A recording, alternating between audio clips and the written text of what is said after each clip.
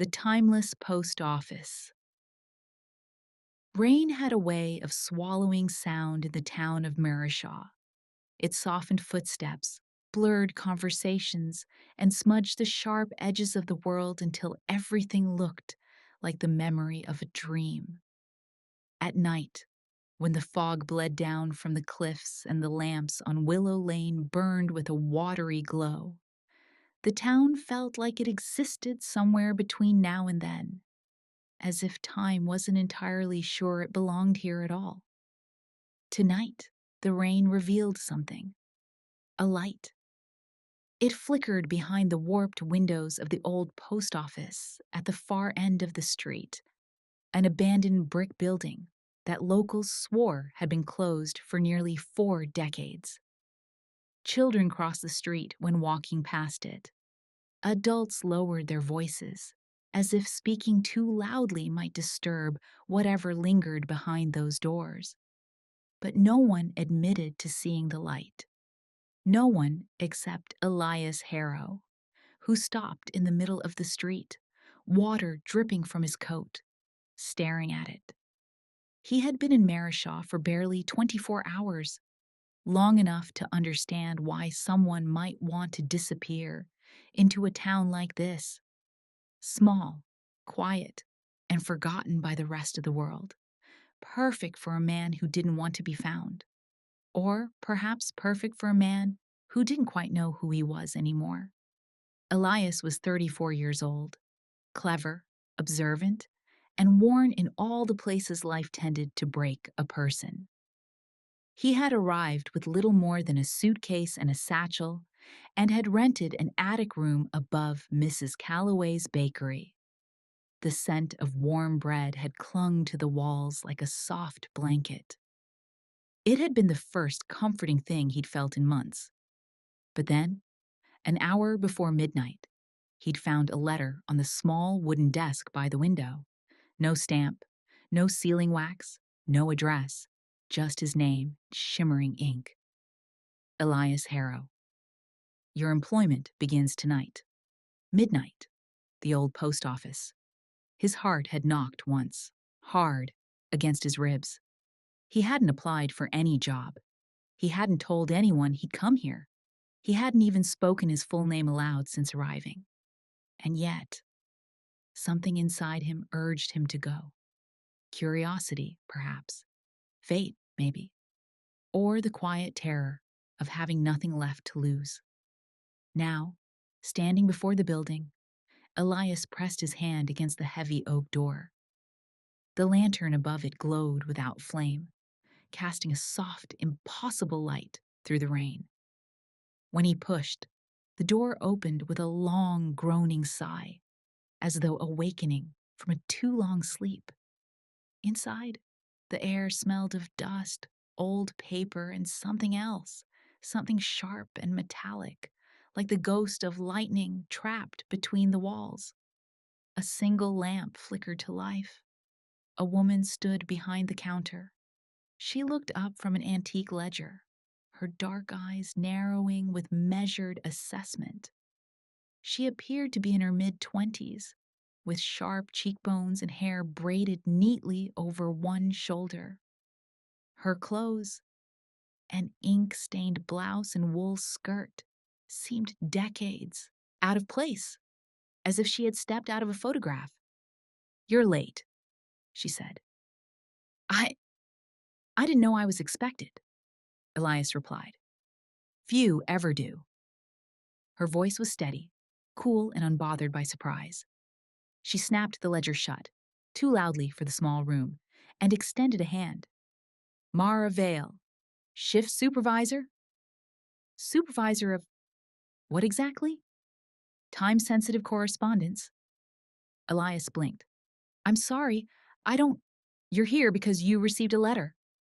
Mara continued, not missing a beat. People only ever come when they've been summoned. I didn't apply for anything, he said. You didn't have to. She stepped out from behind the counter. Walk with me. Before he could object, she crossed the room to a door marked Personnel Only. The sign hung crooked, its letters half faded, as if worn by more than years. Elias hesitated. Something about the air felt denser near the door, like the atmosphere itself was holding its breath. Mara glanced over her shoulder. If you're going to turn back, do it now. I'm not turning back, he said, surprising himself. He wasn't sure why. Perhaps he was tired of running from things he didn't understand. Mara nodded once, then opened the door. A long corridor stretched out before them, far too long for the size of the building.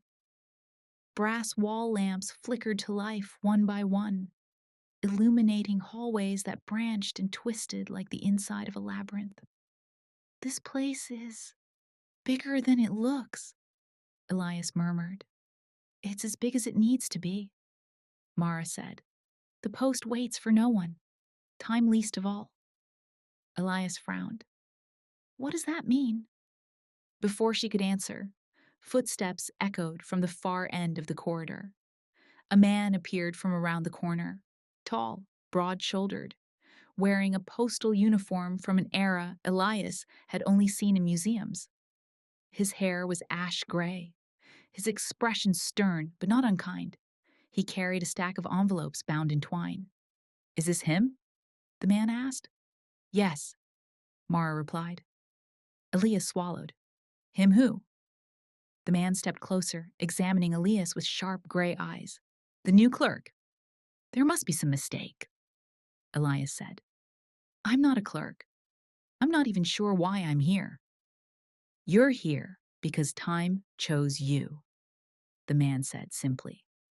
It has a way of collecting its debts, and its debt is overdue. Mara shot the man a warning look, but he ignored it. I'm Rowan Thatch, he said, offering a hand. Chief Postmaster, welcome to the Timeless Post Office. Elias didn't want to take his hand. Something about Rowan felt ancient, like he carried years far heavier than his appearance suggested.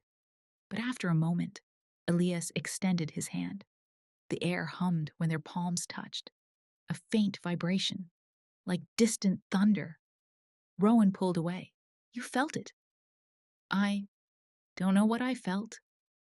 You will. They led Elias deeper into the corridor, where doors lined the walls. Some stood open, revealing rooms filled with mailbags, typewriters, sorting tables, and shelves packed with yellowing envelopes tied in silk ribbons. Others were locked, their brass plates inscribed with dates that made no sense. 18 March 2049, 2 September 1891, 27 November 2073, 6 January 1778. Elias paused. Are these dates? Delivery deadlines, Mara said casually. That's not possible, Elias whispered.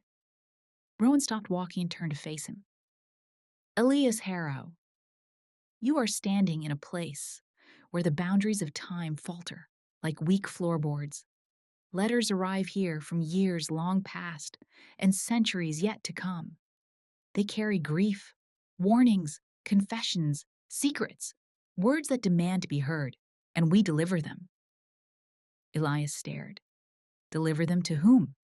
To the person who needs them most, Mara said softly, whether or not they're ready to receive them. A chill crept up Elias's spine. How is any of this real? Rowan smiled, a sad, worn smile. Reality bends more easily than you think. They stopped at a room with a brass plaque that read, Clerk, Station 7, Harrow. Elias froze. How did you know my name before tonight? Mara and Rowan exchanged a brief, unreadable glance. We didn't, Mara said. Time did. Before Elias could respond, a pulse of warm air swept past him, like the exhale of something invisible. The lamps flickered. Somewhere deep in the building, a bell began to ring. Rowan straightened. We have a breach. Mara's posture stiffened. Again? That's the third this week. What's a breach? Elias asked. Rowan turned to him, eyes serious and unyielding. A tear, he said. Between timelines. Mara locked her gaze on Elias. You wanted to know why you were summoned? The bell rang again, louder, deeper, urgent. You're here, she whispered, because tonight, one of those tears is coming for you. The bell's clangor throbbed through the corridor walls, reverberating in Elias's chest like a second heartbeat. Mara moved first, swift and precise, already unbuttoning the cuffs of her blouse as she strode toward a side door marked Authorized Personnel Only. Rowan followed, his steps heavier, burdened by something Elias couldn't name. Elias remained rooted in place, a tear coming for him. It sounded absurd, impossible, terrifying. What do you mean it's coming for me? He called, jogging after them as the door swung open. Rowan turned, one hand holding the frame. Breach events are rarely random. Tonight's anchor point appears to be tied to you. That makes no sense. Most things that happen here don't make sense, Mara said over her shoulder. Not in the way you're used to. The room they entered wasn't what Elias expected. Not a sorting room, nor an office. More like a command center. Brass instruments lined the walls. Oscillating needles, spinning dials, pulsing gauges with dates instead of numbers. At the center stood a circular table made of dark oak, its surface engraved with a map of Marishaw. But unlike any map Elias had ever seen, it pulsed faintly with shifting patterns of light.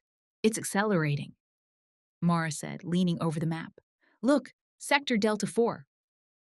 A crack in the engraving throbbed with sharp white light, spreading like a hairline fracture in glass. What is that? Elias whispered. Rowan's voice was grim. A breach. A doorway trying to open between times. Mara swept her fingers across the table's surface. The map zoomed, light settling into a detailed image of a street Elias recognized. Willow Lane? He said. It's forming close, Rowan replied. Too close. To me. Rowan didn't answer. He didn't have to. Elias backed away from the table. I think I should leave. You can't, Mara said. Why not? Mara turned to him fully now, her voice softer but firmer. Because once time marks you, it doesn't unmark you. You're a part of this now, Elias. I didn't choose this. Rowan stepped closer. Few of us did. The words held a weight that hinted at tragedy. Something lived, endured. The bell rang again, so deep Elias felt it in his ribs. Mara looked at Rowan. We need containment. We will. But first, orientation. Elias stared. Orientation? Now? You don't have a choice, Rowan said. If a breach opens around you without training, you won't survive it. Elias laughed once, sharp, disbelieving. You're talking like this is a natural disaster. It's worse, Mara murmured, because time doesn't destroy, it rewrites. Rowan gestured to a cabinet in the corner. Mara, get him a relay band. She moved quickly, retrieving a thin, silver circlet shaped like a bracelet. It shimmered faintly, as though catching light from a source Elias couldn't see. Wear this, she said, extending it to him. It'll anchor you to your correct timeline. I don't have a correct timeline, Elias said. I barely have a life. Mara's gaze softened. Then let's keep the one you have. He took the bracelet. The metal was warm, too warm for something untouched. When he slipped it onto his wrist, it tightened gently, adjusting to him with a quiet click. A pulse ran through him. Not painful, not pleasant, just real. In a way, nothing had felt in years. What was that? He asked. Calibration, Mara replied. Before Elias could question further, the lights flickered. Instruments rattled. One of the gauges spun so fast its needle blurred. Rowan's expression hardened. It's opening. The map pulsed again, light flooding the table, illuminating Mara's pale face. Location confirmed, she said. The breach is appearing at the corner of Willow and Brayford. That's near Mrs. Calloway's bakery, Elias murmured. And near where you live, Rowan added. Elias looked between them. What does it want? Rowan pressed his lips into a thin line. Breach events are drawn to moments of fracture, to unresolved threads, to people carrying unfinished time. I don't understand. Mara stepped closer. Her eyes held a rare tenderness. Elias, did something happen before you came here? Something you were running from? He hesitated. His throat tightened. Shadows of memories pressed in. His sister's voice, the too late phone call, the accident he couldn't stop. But he swallowed them down. That's personal. Mara nodded slowly, as if that answer told her more than the truth would have. Rowan broke the silence. We're wasting time. We'll brief him on the way. The way where? Elias asked. To the breach. Mara replied simply. No, he said immediately. Absolutely not. Rowan's expression softened, just barely. Elias, if we don't reach it before it stabilizes, it will pull you in. Doors like this don't ask permission. Elias's breath caught. And if I go with you? We can stop it, Mara said. Or at least keep you from being rewritten, Rowan added. Elias looked at the glowing fracture on the table, at the instruments trembling with strained energy, at Mara's steady gaze and Rowan's unflinching posture. He felt the truth settle in his bones.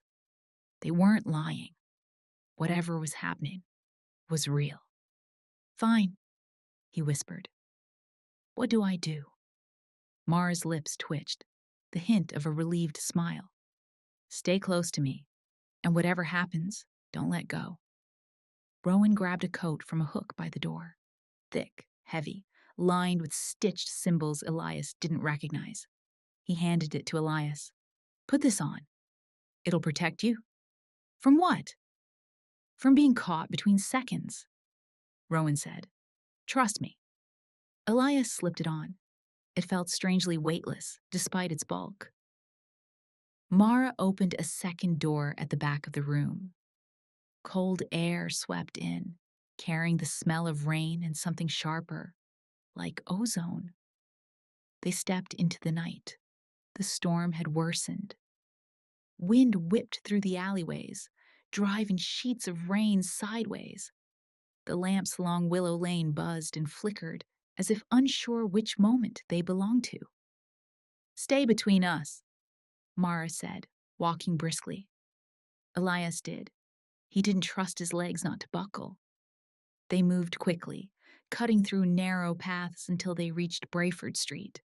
The bakery sign swung violently, banging against its chain.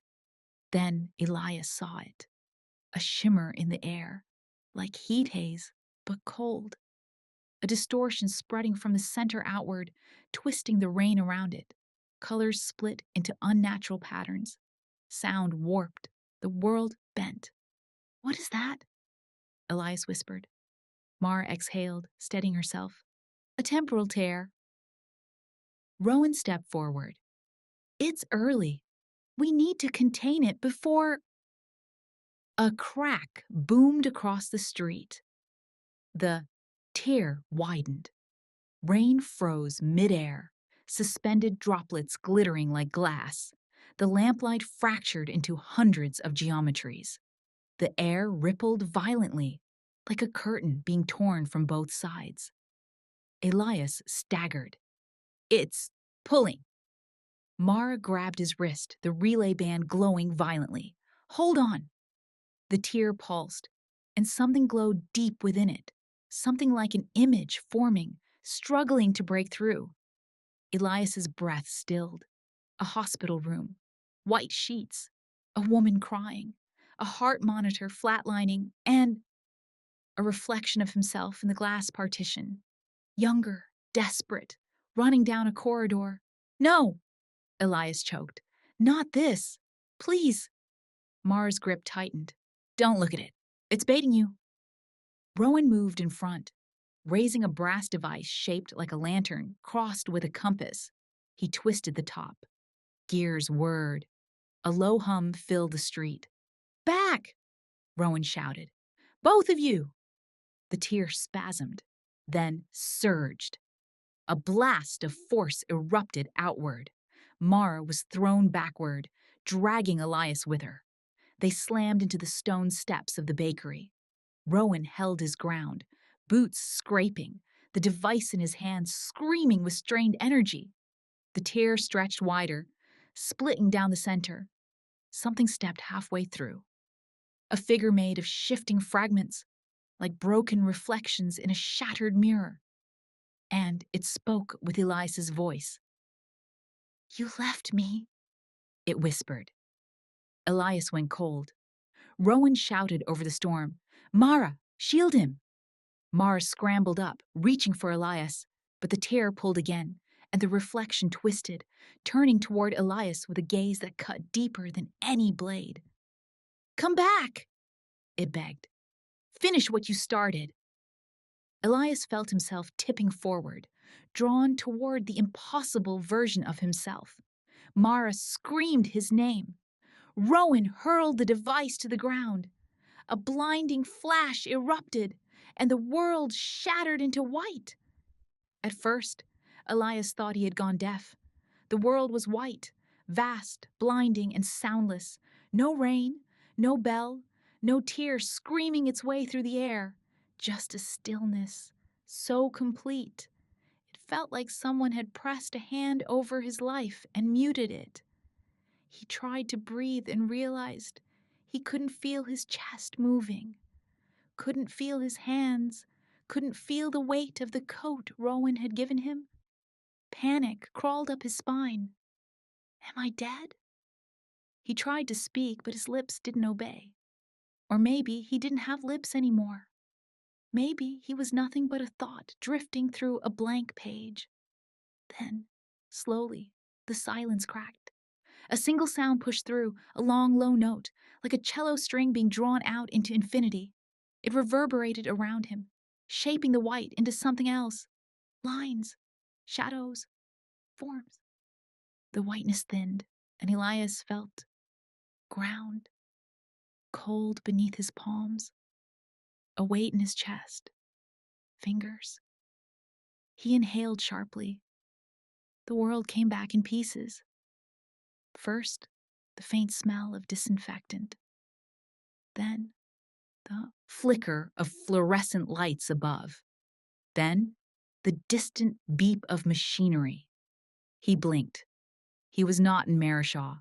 He was standing in a hospital corridor. The floor was waxed linoleum, reflecting the harsh ceiling lights. A row of plastic chairs leaned against one wall. A vending machine hummed quietly in the corner, its glass catching his reflection. His younger reflection. Elias stared. He was wearing clothes he hadn't owned in years. A cheap jacket with a fraying cuff, a faded t-shirt with a band logo he'd thrown away the night after the funeral. His hair was shorter, messy from running his hands through it. He knew this hallway. He knew this night. No, he whispered. Not here. A voice echoed from down the corridor, a nurse calling a doctor. A door slammed. Somewhere close by, someone sobbed. Elias turned his head. At the far end of the corridor, a younger version of himself stood leaning against the wall, hands buried in his hair, shoulders shaking. His face was white, eyes red, jaw clenched so hard the muscle twitched. It was like looking at a photograph he'd never wanted to see again. That's not possible, Elias whispered. The younger Elias didn't hear him. Couldn't. Time was folded but not broken in that way. This was memory given form. A moment trapped like an insect in amber, yet the floor vibrated faintly beneath his feet, as if protesting the strain of holding this scene. The breach, Elias thought. It pulled me into one of my own moments. Elias. The voice came from nowhere and everywhere at once. He spun around. Mara stood in the middle of the corridor. She wasn't quite solid. Her outline flickered, edges dissolving slightly into the air, but her eyes were focused, intense. "You shouldn't be walking around," she said. "You're unshielded." "What is this?" Elias demanded. How am I? "In the breach," she replied. "Or rather, inside its choice of anchor." She gestured to the scene at the end of the hall. "Your moment." "I don't want to be here," he said. The words came out sharper than he intended. "Take me back." "I can't. Not yet." "Then bring us both out. You said you could stop it." "I said we could try," she corrected. "Time doesn't take orders. It negotiates. Badly." Elias ran a shaking hand over his face. His skin felt real enough. Too real. "What happened?" he asked. "The device Rowan threw triggered an emergency inversion," Mara said. "It snapped the breach backward just as it was trying to snap you forward." "That sounds like you're making this up as you go," he said. "I am," she admitted. "Everyone does. Time is improvisation with consequences." A harsh, flat sound cut through the hallway. Elias froze. It was the sound of a heart monitor going dead. He didn't have to see the room to know which one it came from. "No," he whispered. Mara watched his face carefully. "This is the night, isn't it?" "Don't," he said. "You came here after this." She continued quietly. "After everything broke." "Stop talking." "You kept running time over in your head. What you could have done differently, what call you could have answered sooner, what road you shouldn't have taken." "Shut up!" Elias roared. The lights above flickered, banding the corridor in intermittent stripes of shadow. The air shivered. The floor seemed to tilt beneath them. Mara didn't flinch. "You're not the only one," she said calmly. "We all have nights like this, moments with teeth." The door at the far end of the corridor flew open. A doctor emerged, a face grim. A nurse followed, carrying a clipboard pressed too tightly to her chest. Behind them came a woman in her late 20s with the same dark hair as Elias, only longer, curled, and now tangled from clutching at it. His sister, Lena. She stumbled into the hallway, eyes wide, lips parted in a soundless cry. The younger Elias surged toward her. "What happened?" he demanded. "Tell me something, please." Lena shook her head. Tears streamed down her face. "Mum's gone," she whispered. The younger Elias went still. Mara's voice softened. "Do you want me to stop this?" "How?" Elias asked, his own voice breaking.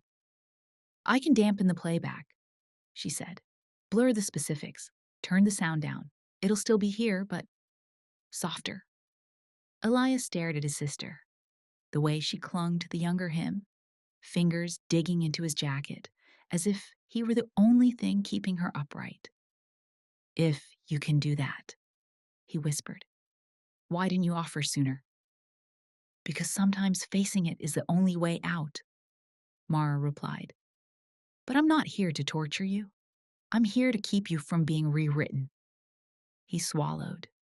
"Do it." Mara nodded. She raised a hand and closed her eyes. The air shifted, like a curtain being drawn. The stark edges of the corridor softened. The voices at the far end blurred, distorting into something muffled and indistinct. The beeping machines faded into a distant hum.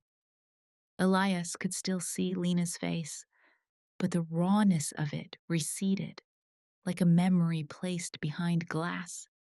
He exhaled, his legs nearly given way. "You're not supposed to linger in breachcast memories," Mara said, opening her eyes. "They aren't built to hold you. If you stay too long, they start negotiating." "With what?" "With reality," she said. "With who you are, with who you were, with who you might have been." A shadow passed through the corridor.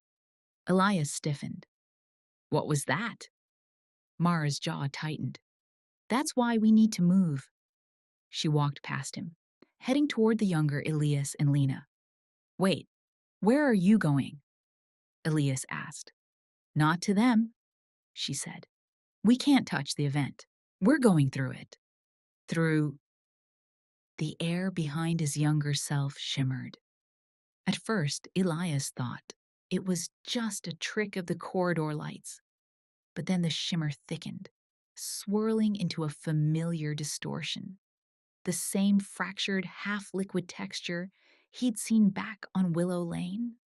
A tear, smaller than the one outside the bakery, but undeniably made of the same wrongness. "It made a doorway inside my memory?" he said. "It made an offer inside your memory," Mara replied. "Breach logic. It opens where you're most likely to say yes." "Yes to what?" he asked, though he was afraid he knew. "To changing this," came a voice from behind him. Elias whirled. The figure from the street stood at the far end of the corridor, the shattered reflection of him. Here, in the hospital, it was clearer. Its body was made from broken shards of glass and water and shadow, all moving in slow, unsettling harmony. Its face, though fractured, was unmistakably his. Eyes too bright, mouth set in the same stubborn line he'd seen in mirrors. "You shouldn't be here," Mara said coldly. "I'm exactly where I'm meant to be," the reflection replied. "Aren't you supposed to respect that, timekeeper?" Elias took a step back. "What are you?" The reflection tilted its head. "I'm you, Elias, the version who stayed." "Stayed where?" "In the room," it said simply. "At the bed. At the moment, it mattered." The corridor trembled. Images flickered around them, like frames from a film spliced into the air. Elias, bursting into the hospital room earlier, before it was too late. Elias, grabbing the doctor's sleeve. Elias, calling the ambulance that crucial 5 minutes sooner. Elias, being there. A different timeline. The reflection spread its arms. "You carry this night like a stone in your throat," it said. "You replay it again and again, asking what you could have done. I am the answer to that question. I am the life where you saved her." Elias's chest ached. Mara stepped between them. "Don't listen to it." "Why?" the reflection asked mildly. "Isn't this why he was chosen? Everyone who walks into your quaint little post office is drowning in an unfinished moment. I'm just offering him a shore." "This isn't a shore," Mara said. "It's a rip current." The reflection smiled, a slow, glassy curve. "Tell him what you don't tell your precious recruits," it said. "Tell him what really happens to the ones who say yes." Mara's silence was answer enough. Elias's heart pounded. "What happens?" "You don't belong here," Mara snapped at the reflection. "This breach is unauthorized, unindexed. You're not one of ours." "I'm one of his," it replied, eyes never leaving Elias. "And I am authorized by regret." It took a step closer. The air around Elias thinned, like his next breath would be pulled from a different life. "Come with me," the reflection said softly. "Walk through that door. Change this night. Wake up with a different memory. One where your mother lives. One where Lena doesn't have to be the strong one. One where you don't run to Marishaw and bury yourself in someone else's letters." Elias's throat burned. The tear behind his younger self pulsed, widening. Light spilled from it, warm, golden, full of voices he'd never gotten to hear. Laughter, a mother's scolding, holidays that never happened. It hurt to listen. It isn't real, Mara said. It's constructed. It's possible, the reflection countered. And what's reality but the possibility that won? The younger Elias slid to the floor at the end of the corridor, Lena collapsing with him. Their shoulders shook together as the dampened sound of their grief reached them like thunder from a distant storm. Elias stared at them, then at the tear, then at the reflection. Can you really change it? He asked, hating the hope in his own voice. Yes, the reflection said. Mara moved closer to Elias, her voice a low warning. It will feel like you did.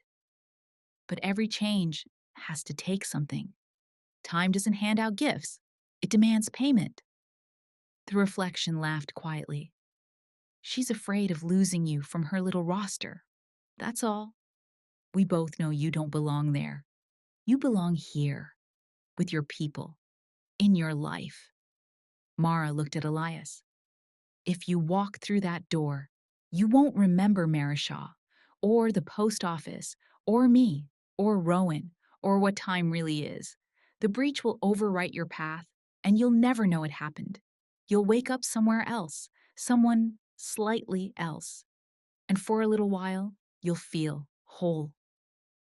For a little while, Elias repeated. The reflection smile flickered. Mara seized it. Because breaches are not architects, they're scavengers. Their constructions don't last. They crack.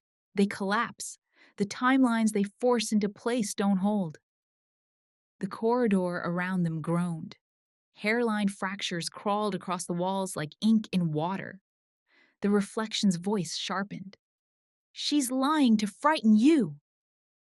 Ask yourself one thing, Mara said urgently. If it could truly fix everything, why would it need to drag you here to beg? The words hit Elias like a slap. He looked again at the tear. The golden light had turned harsher now, almost too bright to look at. The voices had become less distinct, weaving into a discordant chorus. The edges of the hospital corridor faltered, bending inward, as if the world couldn't decide which version of itself to keep. His heart pulled in two directions. I can't live like this, he whispered, with this night still in my head. You're not living, the reflection said. You're drifting. Come and anchor yourself. You are living, Mara said. You survived the worst night of your life, and you're still capable of standing here and choosing something other than escape. That's more than drifting. That's defiance. The reflection's eyes flashed.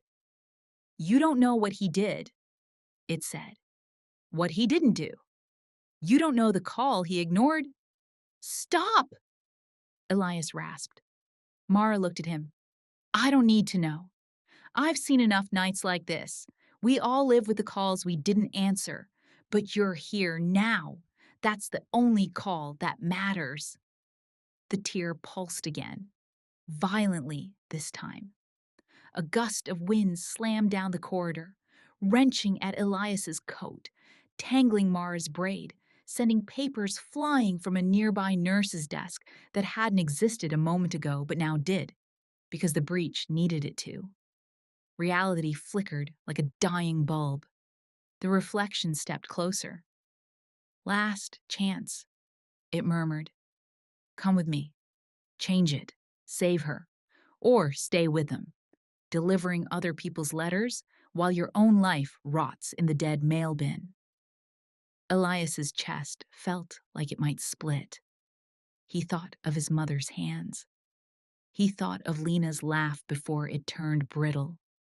He thought of all the mornings he'd woken up since this night, feeling like he'd failed at something so fundamental there was no word for it. Then he thought of the lantern above the old post office door, of the humming air when Rowan shook his hand, of the way Mara had reached for him on the steps, shouting his name like it mattered whether he vanished. He realized, with something like shock, that these people had risked themselves for him. For a stranger. "Mara," he said quietly, "if I go with it, what happens to you?" She hesitated. Breach events that successfully rewrite anchors cause feedback. The system tries to correct. Sometimes it can, sometimes it can't. That's not an answer. It could collapse parts of the network, she admitted. It could erase this branch of the office entirely. It could erase all of us tied to your intake. "You'd die," he said. "We'd cease," she replied. "There's a difference." "Not to me." The reflection scoffed. "Listen to you. Suddenly you care if people you just met disappear. Where was that urgency when your own mother needed you?" The words sliced through him. Mara stepped closer, her face pale but steady. "Don't let it weaponize your guilt. It doesn't know love. It only knows leverage." Elias looked at the tear, at the golden, not quite light, at the world that might have been, reaching for him like a promise made of quicksand. His hands shook. "I'm so tired," he whispered. "I've been tired since that night." "I know," Mara said. He looked at her. Something in her gaze anchored him more firmly than the relay band around his wrist. "You said time collects its debts," he murmured. "What if this is time trying to pay me back?" Mara held his gaze. "Time doesn't pay. People do. One way or another." Silence pressed in. Elias took a step forward. The reflection smiled, triumphant. Then Elias stopped, took a breath, and stepped sideways, past it, towards Mara. The reflection's smile shattered. "What are you doing?" it hissed. "Choosing," Elias said, voice raw but firm. "If I walk through that door, I'm not fixing her death. I'm just trading one nightmare for another I won't remember agreeing to. And I'm not giving you my life and theirs." He nodded toward Mara. "And I'm done letting my worst night decide every choice I make." The corridor shook violently. Cracks spiderwebbed across the floor, opening into dark gaps that showed nothing beneath. The tear flared, then faltered, light stuttering like a wounded animal. "This isn't over," the reflection snarled. "You'll regret this. You already do." "It's already over," Mara said. She grabbed Elias's wrist. The relay band flared with blinding light. The reflection lunged, and the world ripped itself apart. Sound returned before sight, a ringing in Elias's ears, a faint, metallic hum, the echo of something shattering and trying, failing to reassemble. Then the ground formed beneath him, cold stone, rough edges. Rain spattered against his face. He gasped and jolted upward. He was back outside. Willow Lane, the bakery steps under his palms. The night again drenched in rain and the low orange glow of street lamps. He sucked in breath after breath, lungs burning, heart pounding against his ribs like it wanted out. Mara was beside him, on her knees, one hand braced against the ground, the other clutching her side. Her braid hung soaked over her shoulder, strands unraveling. She was pale, far paler than before, and trembling. "Mara!" Elias rasped. "Are you okay? Talk to me." She opened her mouth. Nothing came out. Her lips parted again, breath hitching, and finally she forced two words in a hoarse whisper. "Brace yourself." Elias frowned. "For what?" The sky tore open, not literally, not like the breach. This was something else. The sound, an almost subsonic crack. rolled through the street, vibrating the glass windows of the bakery, shaking loose drops from the lampposts. Power lines buzzed like angry insects. Then the street went dark. All at once. Every lamp, every window, the entire block. A blackout. Mara cursed under her breath. Time lash! Time what? Elias said, staggering to his feet. Backlash! Rowan's voice growled from behind them. Elias spun. Rowan stood half-crouched near the curb. One hand braced against a parked car, the other gripping a brass-hilted device shaped like an hourglass crossed with a tuning fork. His uniform was torn at the sleeve, revealing deep bruises blooming along his arm. What happened? Elias asked. You refused the breach, Rowan said. Good, but refusals come with recoil. I thought turning it down was the right choice. It was, Rowan replied. But time hates being told no, especially when it already carved a path for your yes. The street shuddered again. A street sign flickered, literally flickered, like a glitching image, before solidifying into the correct shape. Oh, that's not good, Mara muttered, pushing herself upright. Rowan shot her a look. Understatement! Elias steadied Mara as she stood. She leaned into him for half a second. Only a second, but long enough for him to feel the tremor in her body. That thing in the breach, Elias said.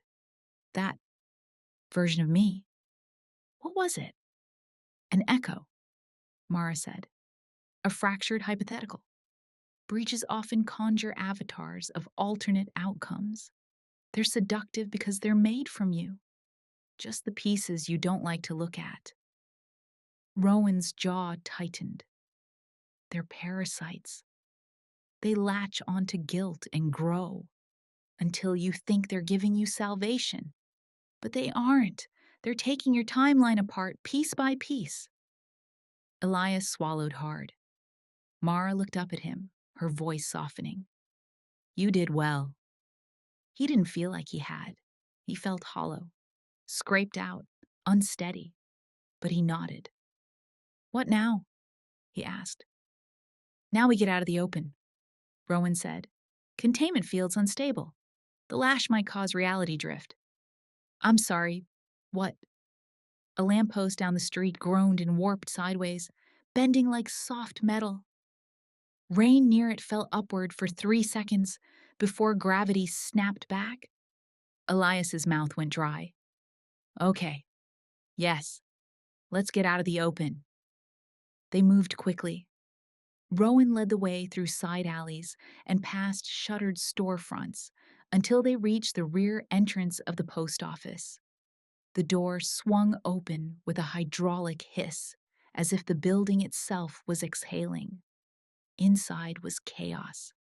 Lights flickering, paper swirling in air currents that shouldn't exist, a sorting table floating 3 inches above the floor, and a low humming, like something in the walls was struggling to contain itself. Oh boy, Mara whispered. We triggered an internal displacement. Rowan glared at her. You think?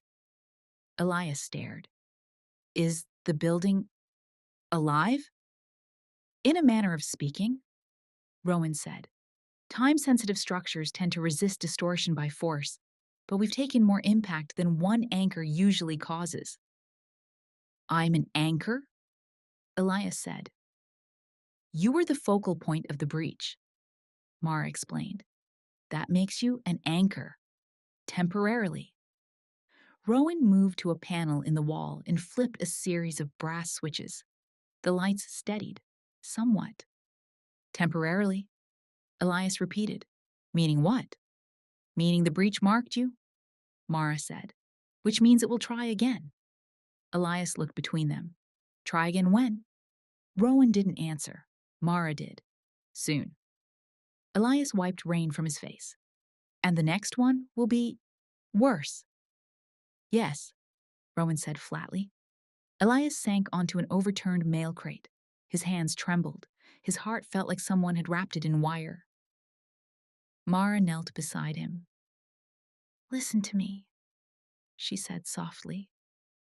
"You survived, something most recruits never do. You stood in the worst moment of your life and refused the easy way out. That matters." "It didn't feel easy," Elias muttered. "That's why it was the right choice." He exhaled shakily. "I shouldn't have yelled at you. In the hospital." Mara blinked. "You think that's what I'm worried about right now?" Rowan snorted. "Sentiment later, stabilization now." He tossed a silver disc toward Mara. She caught it one-handed. "Take him to the anchor chamber," Rowan said. "I'll handle the perimeter." Mara nodded and turned back to Elias. "Up." He hesitated. "Where are we going?" "To a place the backlash can't reach." She helped him stand. He felt electricity prickling along the inside of his skin. An aftershock of the breach. Mara noticed. "You're resonating," she murmured. "We need to get you grounded." "I feel like I'm going to vibrate out of my bones." "That's normal." "That's not normal."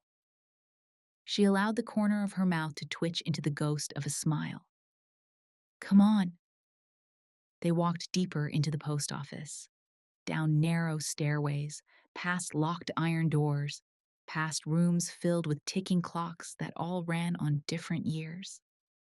Finally, they reached a circular chamber of stone and brass. Mara guided him inside and placed the silver disc onto a pedestal in the center. When she activated it, warm light blossomed outward, filling the room like sunrise through fog. Elias felt the trembling in his bones settle. His breathing steadied. The hum in his ears faded. "What is this place?" he asked quietly.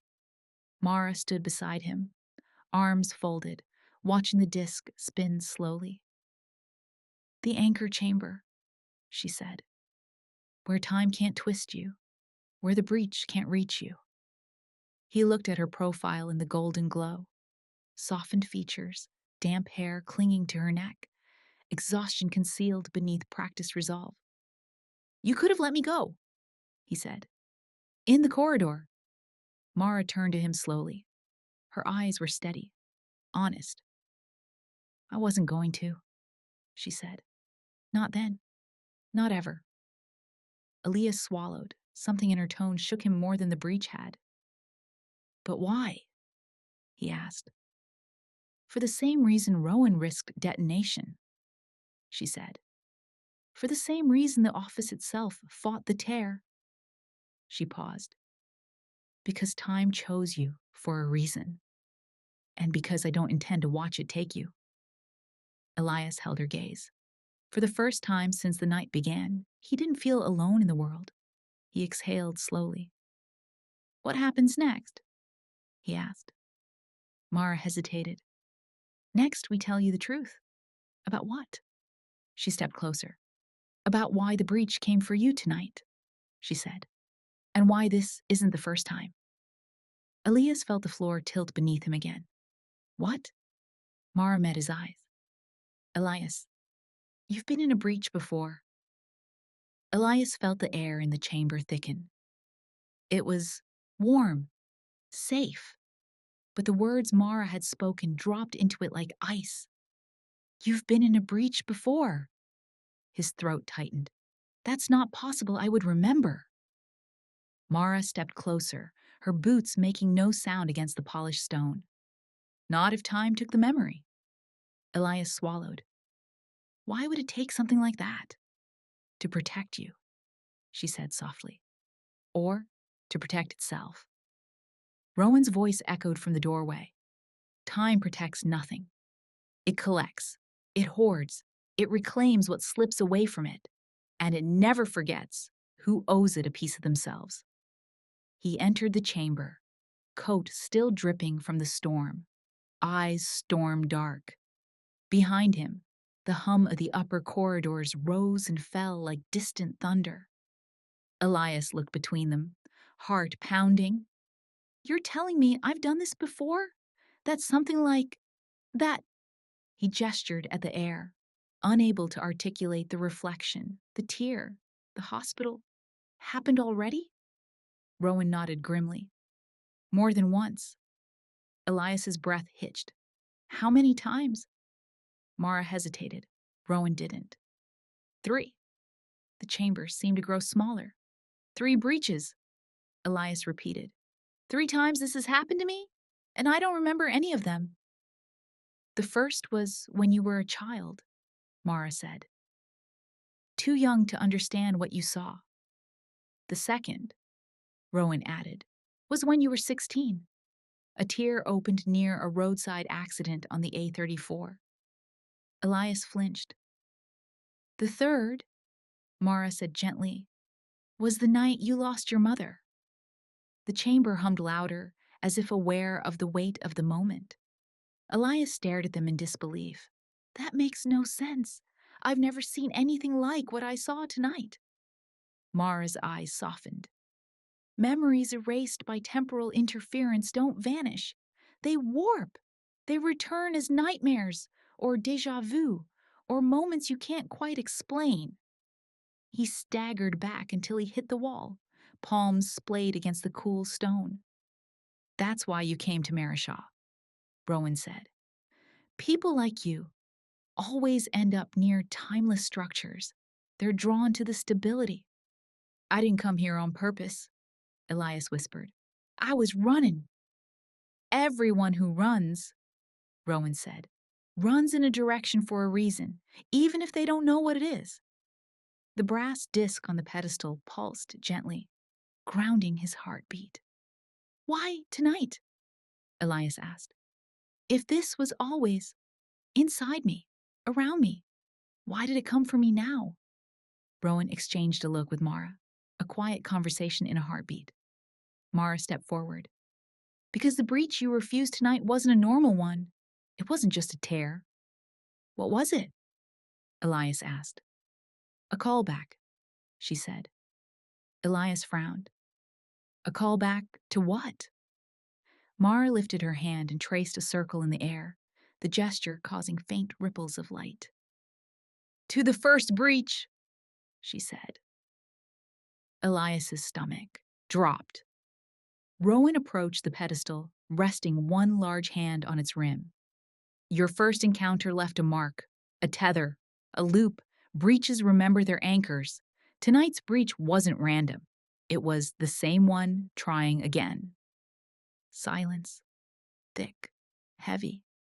The revelation toppled through Elias's mind like a landslide. I saw myself, he said quietly. A different version, offering me a way out. Mara nodded. Echoes evolve. They become smarter, more persuasive. They learn what will hurt you most, and offer the opposite. That's sick, Elias muttered. That's a breach, Rowan said. Elias rubbed his temples. So this thing has been chasing me my whole life? Shadowing you, Mara corrected. Waiting for the moment you were weakest? Elias's jaw tightened. The night at the hospital. The breach didn't cause that night, Mara said softly. Don't mistake correlation for cruelty, but it used your grief. It saw the perfect opening. And tonight it finally reached me. Rowan's voice dropped to a low rumble. Tonight it almost rewrote you. Elias closed his eyes, breathing through the tremor rising through him. Why did time choose me? He whispered. What makes me so special? Why not someone else? Mara exchanged another look with Rowan, this one longer, heavier. Then she turned back to Elias. That's the part we haven't told you, she said. Elias tensed. There's more? Rowan stepped forward. A breach doesn't attach to just anyone. It chooses individuals with rare temporal resonance, people whose inner timeline is unusually porous. Elias frowned. Meaning? Meaning, Mara said. You are someone time listens to? He blinked. Time listens to me. Yes. Like I'm Some kind of conductor. More like a tuning fork, Rowan said. Your emotions vibrate at a frequency breaches find irresistible. Regret, grief, longing. It resonates like a beacon. Elias felt suddenly cold. And you need people like me in the post office, he said slowly. Sometimes, Mara admitted. But we didn't summon you. Rowan nodded. Time did. That letter you found, Mara added, the one written in shimmering ink. It wasn't written by human hands. Elias's breath caught. Are you telling me time literally reaches into this world and sends mail? Rowan sighed. Time likes to pretend it's subtle, but yes. Elias exhaled shakily. So, the letter, the job, everything was pulling me here. Yes, Mara said, to protect you. No, Rowan corrected. To use him. Mara stiffened. Rowan, he needs the truth. Rowan snapped. Elias's pulse hammered against his wrist. Use me how? He asked. Rowan looked him dead in the eye. Anchors are powerful, but they're also vulnerable. The post office stabilizes isolated events. Threads, small inconsistencies, minor tears. But we cannot close a breach of this magnitude without something it wants. Elias stared at him. You mean me? You, Rowan confirmed. And if I refuse? Rowan's jaw tightened. Then the breaches will keep coming. They'll chase you through every life you try to build. The next one may not show you something familiar.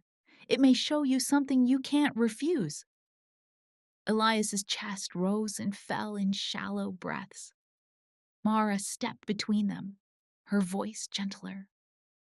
But if you agree to work with us, to learn, to train, to confront what follows, then we can help you. We can protect you, and you can help us repair what's been unraveling. Elias stared at her. You're asking me to fight something I don't understand. No, Mara said softly. We're asking you to stop running. His breath shook. What if I'm not strong enough? He whispered. Mara held his gaze. Then we will be strong for you. The hum of the chamber softened. The golden light dimmed to a warm amber. Elias felt the tremor inside him settle. Just a fraction. Okay, he said. Mara blinked. Okay? He nodded slowly. I'll stay. I'll help. I'll learn whatever I need to, but I want to know everything. No more secrets. Rowan grunted. If you want no secrets, you picked the wrong employer, but we'll do our best. Mara almost smiled. Elias exhaled. So, what now? Mara turned to Rowan. Next is the orientation. Rowan shook his head. No, not tonight. Rowan, he needs... No, Rowan repeated sharply. We need rest. All of us. The next breach will be worse, and we go in exhausted. We die. The word hung in the air like a blade. Elias stiffened. Die? Mara touched his arm gently. Time is not always metaphorical. Rowan walked toward the exit, stopping only once, to look back at Elias. You made a choice tonight, he said. Make sure it's one you stand by. The path ahead won't get easier. He disappeared up the stairs. Mara turned back to Elias. You did the right thing, she murmured. He searched her face. Did I? She hesitated, then nodded. Yes. Elias let out a slow breath, leaning his back against the stone wall. Mara watched him for a moment, her expression unreadable in the half-light. Then she said something that made his blood run cold. Elias, the first breach didn't just mark you. He stiffened. What do you mean? She took a shaky breath. It left something behind. Elias's pulse roared in his ears. Left what behind? Mara looked up at him, eyes dark and solemn. A message, she whispered. Addressed to you. The chamber felt colder now. Not from any draft. The air was still. held tight by the protective field pulsing from the silver disk, but from the weight of Mara's words pressing down on the room. "A message," she said again. "Left behind for you." Elias's voice trembled. How? How? Can a breach leave a message? Mara stepped closer, her hands clasped in front of her, as though bracing for the reaction she knew was coming. "Because breaches don't just tear through time," she said. "Sometimes they imprint, like a footprint, or a warning, or—" She stopped. Elias swallowed. "Or a threat." Mara lowered her eyes. "Sometimes." He felt a hollow ache open beneath his ribs. "You said it was from the first breach, the one when I was a child." Mara nodded. "Yes." "What did it say?" "We never opened it." The words hit him like a slap. "You? What?" Elias said. "Why not?" "Because it wasn't addressed to us," Mara said quietly. "It was addressed to you, and only you." Elias stared at her. "You kept a message for me locked away, for years." "Not locked," Rowan's voice answered from the doorway. "Contained." He reappeared, stepping into the chamber with a heavy metal box in his hands, small brass reinforced at the corners with riveted plates. It looked both ancient and modern at once, as though built in a time that wasn't entirely sure what it wanted to be. He held it out to Elias, cold, silent, waiting. Elias did not move to take it. Rowan exhaled. "We don't know what's inside. Breach residue is unpredictable. Sometimes it's information. Sometimes it's just noise. Sometimes it's worse," Mara muttered. Elias's heart pounded. "Worse how?" Rowan looked straight at him. "Breach artifacts can imprint on the mind, unsettle timelines, unmake memories, or create new ones you never lived." Elias backed up a step. "And you want me to open that?" "No," Mara said quickly. "Not alone." Rowan nodded. "We'll be here. The chamber will stabilize whatever tries to get through." Elias stared at the box. Its metal surface pulsed faintly, almost like a heartbeat. "How long have you had this?" he whispered. Mara's expression softened. "Since you were 8. The room tilted slightly. His stomach dropped. "8," Elias repeated. "Yes," Rowan said.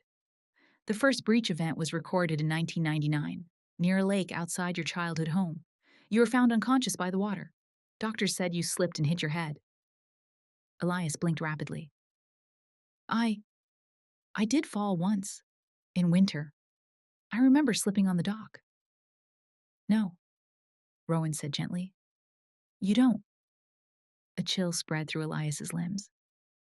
"Then what happened?" "You walked out onto the frozen lake," Mara said quietly. "Alone? You told your sister you were following a man you'd never seen before." Elias's skin crawled. "I don't remember any of that." "Because time took the memory," Rowan said. "But it didn't take the aftermath." He held up the brass box. "This washed up on the shore beside you. No footprints leading to it, no cracks in the ice, no logical explanation. It was singing." "Singing," Elias whispered. "A tone at a frequency only temporal anchors can hear," Mara said. "We followed the sound. Found you. Found the box." Elias stared at it. "What if I open it and something comes out?" "It won't," Mara said firmly. "Not in this room. The anchor chamber contains distortions." "And if it's a message I don't want to hear?" Rowan's jaw tightened. "You deserve your truth, Elias, whatever it is." Silence. Then Elias reached out. His fingers brushed the cool brass surface. The box vibrated faintly. Mara stepped closer. "Slow." He lifted it into his hands. It was heavier than expected, dense, as though holding more than its size should allow. A faint warmth radiated from it, not unpleasant, but not entirely comforting. Rowan nodded to the pedestal. Place it there. Elias did. The box pulsed. The silver disc beneath it dimmed slightly, adjusting its field to contain the artifact. Mara stood at Elias's right, Rowan at his left. The air tightened. Mara whispered, "Whenever you're ready." Elias swallowed. Then he opened the latch. The box clicked. Once, twice. A slow, unfurling sound echoed inside it, like a lock being undone. Light seeped through the seam, soft at first, then brighter, spilling over the edges like liquid gold. Elias's breath caught. The lid lifted on its own.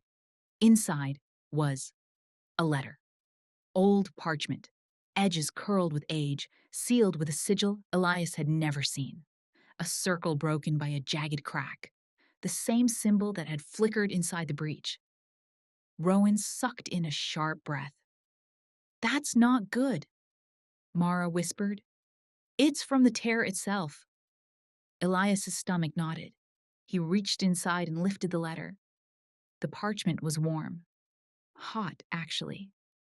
Alphabetically impossible. How does paper hold heat from decades ago? Elias broke the seal. As he unfolded the parchment, words shimmered across the page, black ink shifting like oil. His eyes widened. The words were written in his handwriting. "What the hell?" he whispered. Mara leaned in. "Read it." Elias swallowed and read aloud. "Elias, if you are reading this, then the loop has begun again. Do not trust what the breach shows you. Do not follow the reflection. And whatever happens, do not let her die. She is the key. I couldn't save her. But you must. You." The chamber fell into dead silence. Mara's eyes snapped to his. "Her? Who is her?" Rowan's voice was barely a whisper. "Elias, who does this mean?" Elias stared at the letter, at the trembling ink, at his own handwriting. Then he whispered, "I don't know." Mara grabbed his arm. "Think." But Elias wasn't looking at her. He was staring at the last line. "I couldn't save her, but you must." Pain spread through his chest like wildfire. Rowan stepped forward. "Is it your mother?" "No," Elias said immediately. "It can't be. No, that's not what this is." "Your sister?" Mara pressed. "No." "The girl at the lake, when you were 8? "No," Elias snapped. I didn't, there was no." He froze. Images flickered behind his eyes. A scream, cold water, a hand slipping from his, a face he couldn't see, blurred, erased, swallowed by snow and ice. Mara's grip tightened. "Elias, listen to me. Who did you lose at that lake?" His breath came in short, stuttering bursts. "I can't remember," he whispered. "Try," Rowan urged. Elias shook his head violently. "It's not there. It's not. Time took it. Time stole it." Something cracked inside him. His knees buckled. Mara caught him before he hit the ground. "It's okay," she said. "You're okay. We'll figure it out." But Elias wasn't listening. He was staring at the letter, horror dawning slowly in his eyes. Because beneath the ink, faint and almost invisible, was a second message, scratched into the parchment, carved, 3 simple words, words that made his blood turn to ice. "She's not gone." Elias looked up at Mara, his voice barely audible. "She's still alive." For a long, terrible moment, no one in the chamber breathed. The faint golden light from the pedestal flickered across Elias's face, highlighting the shock trembling through his features. The letter crumpled slightly in his grip, parchment creasing where his fingers dug in, knuckles white. Mara crouched in front of him, both hands braced on his shoulders, as if anchoring him to the floor. "Elias," she whispered, "listen to me. Who is she?" I don't know, he said, and the honesty in the words made his stomach twist. Rowan stepped closer, his boots echoing heavily in the circular chamber. Someone at the lake, he said. The first breach. Someone it took. No. Elias shut his eyes tightly, as if the darkness behind his lids would steady him. I was alone. I went skating alone. That's the story time left you with, Mara said gently. Not the truth. He opened his eyes again. They were shadowed with fear. I don't remember anyone else being there, he whispered. Mara squeezed his shoulders. That doesn't mean they weren't. Rowan circled the pedestal, expression darkening further as he examined the parchment. This handwriting, it's unquestionably his. That's impossible, Elias said. I didn't write this. I couldn't have written this. You did, Rowan said. Or will, or did in a timeline that no longer exists, or in one that hasn't existed yet. Elias's heartbeat stuttered. Stop! Please, just stop! Mara shot Rowan a hard glare. He's not ready for paradox theory. He doesn't have a choice, Rowan said. The breach is already folding timelines around him. He needs context. No, he needs air, Mara snapped. Elias suddenly felt the room shrinking around him, stone walls bending closer, light pulsing like a heartbeat. His chest tightened. Breath quickening. I can't think here, he gasped. Mara immediately stood and pulled him gently but firmly to his feet. Come with me. But the message, it's not going anywhere, she said. You are. Rowan didn't argue. He stepped aside as Mara led Elias out of the chamber and into the hallway, hand still steady on his arm. The moment they stepped outside the circular room, the air changed. Cooler, less constricted. The corridor lights no longer flickered. The hum softened. Elias inhaled deeply, as if the building itself was allowing him room to breathe. Mara guided him to a bench carved into the wall, something that looked older than the post office, older than Marishaw, older than anything he'd ever sat on, almost like it had grown there. He sank onto it, elbows resting on his knees, hands buried in his hair. She sat beside him. For several heartbeats, neither spoke. Finally, Mara said quietly, Tell me what you do remember from that winter. Elias stared at the floor. Just ice and snow. My boots. My mother shouting from the house that dinner was ready. The way the cold stung my nose. I walked out onto the lake, tried to slide across the frozen surface. Then I fell. How did you fall? Mara asked. I don't know. I just slipped. Did you feel someone push you? No. Did you see anyone else? No. Did you hear anything strange? Elias shook his head, but then he stopped. His fingers tightened around his scalp. There was something, he whispered. Mara leaned in. What? He swallowed. A sound. What kind of sound? A voice? Or music? Like humming. But not humming. He struggled for the words. Like a note. A single note. Pure. I followed it to the lake.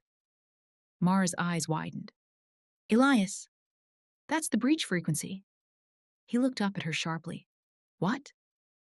When breaches want an anchor, she said. They call out using that note. Most people never hear it, or they ignore it, but anchors. She exhaled slowly. Anchors listen. His stomach twisted painfully. Are you saying I walked out onto that lake because something lured me? Yes. The corridor seemed to tilt. Elias pressed his palms to his eyes. Then who was with me? Who did I lose? Why can't I remember her? Mara hesitated for a long moment. Then she said softly, Elias, time doesn't erase memories without reason. If it took her from your mind, it means she was tied to something dangerous, something the breach wanted to bury. And it left me this message, he said shakily. My own handwriting telling me to save her. Mara nodded. Which means she's not dead. How can someone be gone, erased from my memory, yet still alive? Mara looked down at her hands. Rowan answered from behind them. They're caught between. Elias flinched and turned sharply. Rowan had followed them out, leaning against the corridor wall with his arms folded, expression grim. Between what? Elias demanded. Timelines, Rowan said. Between moments, between outcomes. Elias stared at him. People who fall through breaches don't always die, Rowan continued. Sometimes they slip into the space between seconds, frozen, unreachable, unaged, trapped. A chill spread down Elias's spine. You mean like suspended? Yes. Like a photograph that never develops. Rowan nodded. Elias felt his heartbeat hammering. Hard. Too hard. Are you saying she's stuck there? He whispered. In that place I saw? In the breach? It's possible, Mara said softly. It's more than possible. Elias's voice broke. Why did the breach take her? Mara hesitated. We don't know. But it wanted you, Rowan added. From the beginning. Mara shot him a sharp look. Rowan! No, he needs to hear it, Rowan said. That breach didn't mark you because you were convenient. It marked you because you matter. Because you were connected to someone it wanted, someone who slipped through its grasp. He nodded toward the message. Don't let her die. Those are your words, Elias. From a timeline where you already failed. Silence trembled in the air. Elias's throat closed. I wrote that? Rowan nodded once. But I don't even know her name, Elias whispered. That, Mara said gently, is exactly what the breach wants. Elias looked up sharply. Why? Because if you don't know who she is, Mara said, you can't save her. Rowan pushed off the wall and approached, boots heavy on the stone. And that means, he said darkly, the breach will try again. Soon. It always escalates after a failed rewrite. Elias felt as if something cold and enormous had curled its fingers around his spine. How soon? He whispered. Mara and Rowan exchanged a long, tense look. Then Rowan answered. It's already started. Elias froze. What do you mean? Mara pointed upward. The corridor lights were flickering again. Soft, rhythmic pulses in a pattern she recognized immediately. Her voice dropped. That's the warning signal. Rowan cursed. We don't have time. What warning signal? Elias asked, standing abruptly. Mara grabbed his hand, held it, firm. For an anchor breach, she said. A breach, Rowan barked. Targeting you. Mara squeezed his hand harder. Elias, listen. No matter what you see, no matter who you see, no matter what it offers, stay with me. Do you understand? Stay with me. The building groaned. The lights snapped once, twice, then all at once. The floor vibrated beneath their feet. The walls shuddered. Time rippled across the ceiling like heat waves bending the air. Elias's pulse exploded in his throat. Mara! He breathed. Her eyes were wide and dark with fear. It's here, she whispered. The breach. Again. And this time, Rowan lifted a lantern-shaped device that lit with blinding blue light. Mara pulled Elias behind her, and the air in front of them tore open. From the tier stepped a figure, but not the reflection, not a fractured echo, not a shadow. A girl, barefoot, hair dripping water, clothes frozen to her skin in sheets of ice, eyes wide with terror, lips trembling. Her voice cracked when she whispered one single word. Elias? Everything stopped. Not time. Time never stopped. but the air, the breath in Elias's lungs, the beat of his heart. Even Mara froze, her hand tightening painfully around his as the figure stepped through the tear. The girl looked like a memory carved from ice. Her dark hair clung to her cheeks in frozen strands. Her bare feet dripped water that evaporated before it hit the floor. Her skin was blue at the edges, as if she'd been pulled from beneath a lake. Her eyes, wide, glassy, terrified, locked immediately onto Elias. He didn't breathe. Couldn't. "Mara," he whispered, voice hollow. She's real." Mara pulled him slightly behind her. Elias resisted, stepping forward instinctively toward the girl, but Mara's grip tightened. "Wait!" Mara hissed. "You don't know what form that is." The girl flinched at the tone, shrinking back like a startled animal. Elias felt something twist sharply in his chest. "No, she's not dangerous. She looks scared." Rowan stepped forward, lantern device raised, the blue light swirling inside it. "Anchored or not, we proceed with caution," he said. "It could be an imprint, a lure, a breach projection." The girl shook her head violently, stumbling forward. "Elias," she whispered again. "Please, don't let them take me." Her voice shattered him. It wasn't the voice of a stranger. It was the voice from a dream he had woken from countless times over the years. Sweat on his skin, heart racing, never remembering why he felt like he had forgotten something crucial.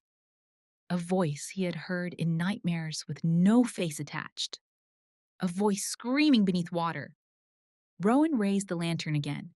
"Stay back!" "No!" Elias snapped, planting himself between Rowan and the girl.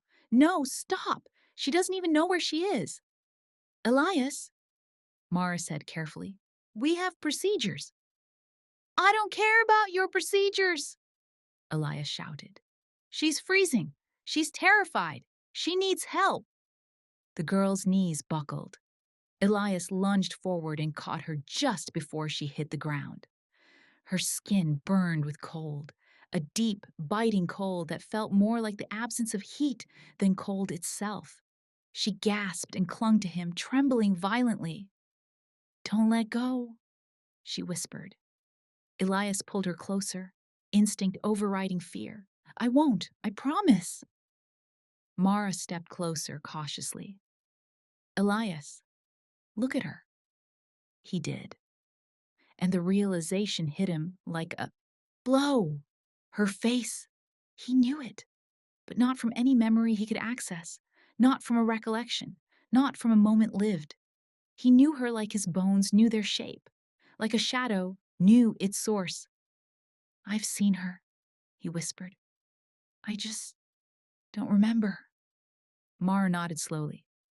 "Because the memory was taken. But your body remembers what your mind cannot."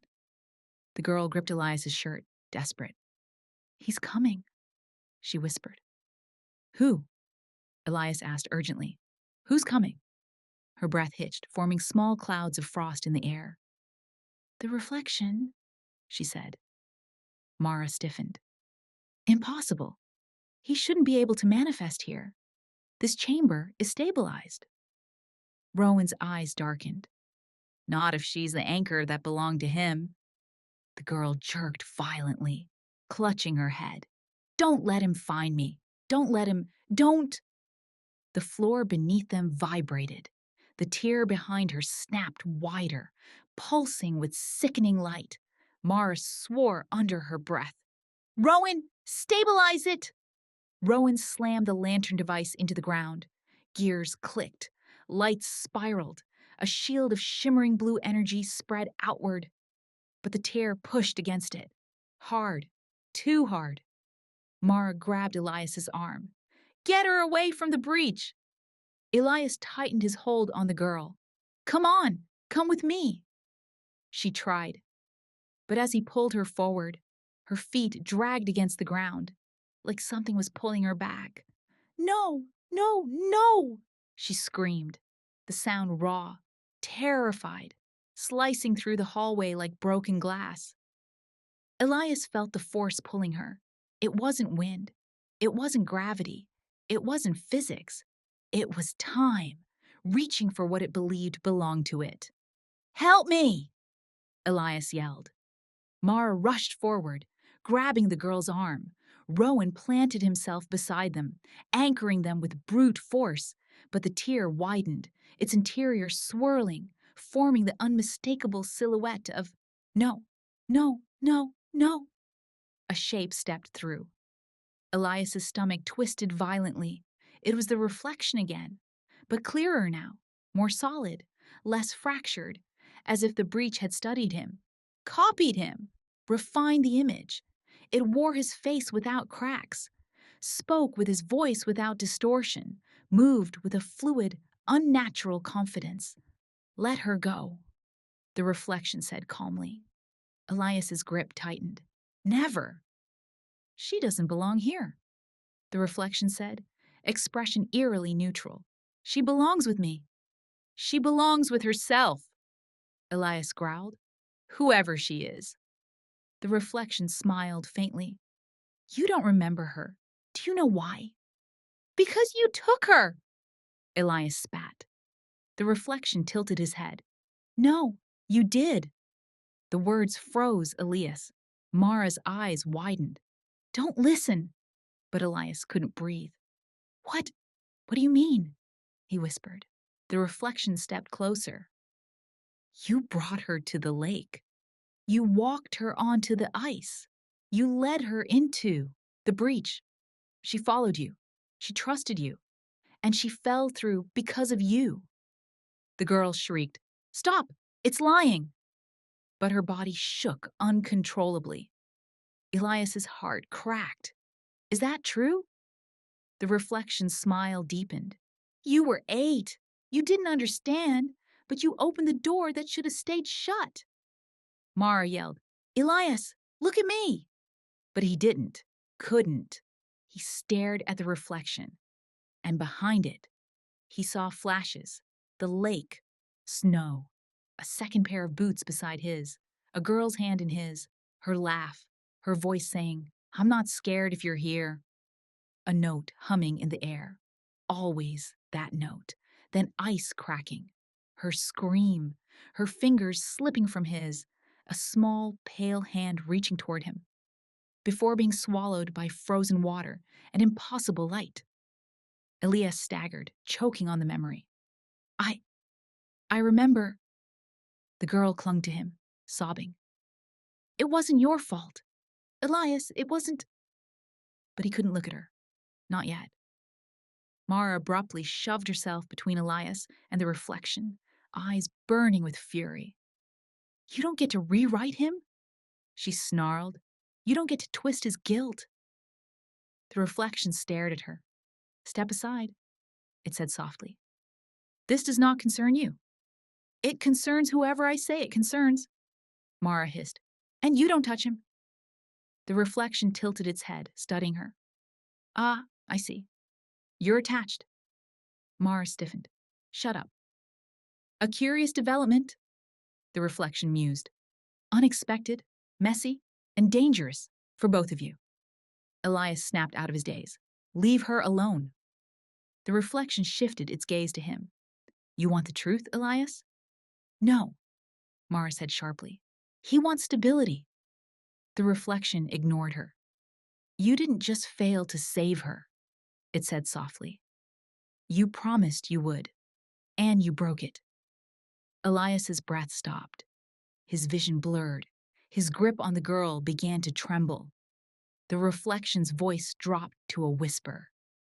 "You promised her you'd never let go." A scream tore itself out of the girl's throat. "Don't listen to him!"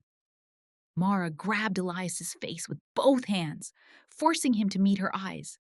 "Elias, look at me, right here." He blinked, struggling to latch onto her voice.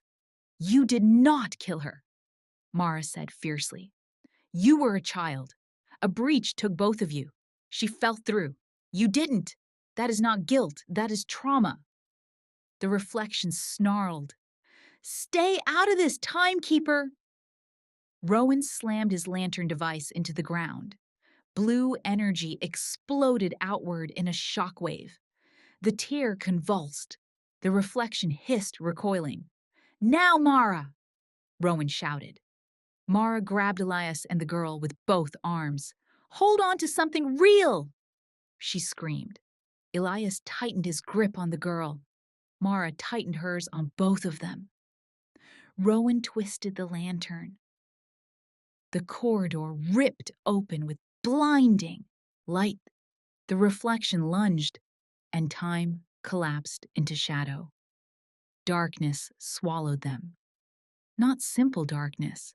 This was the kind that had weight, shape, and temperature. A darkness that felt like being pressed between the pages of a book mid-sentence. Elias couldn't tell if he was falling, floating, or simply drifting in place. Then, a snap, like a string breaking, and everything slammed back into being. He landed on hard stone. Air knocked from his lungs. Mara struck the ground beside him with a sharp gasp. The girl's small body curled in her arms like a terrified animal. For a moment, Elias lay still, blinking through the ringing in his ears. The world around them settled into focus. They were in a corridor. Not the post office corridor. Not Willow Lane. Not the hospital.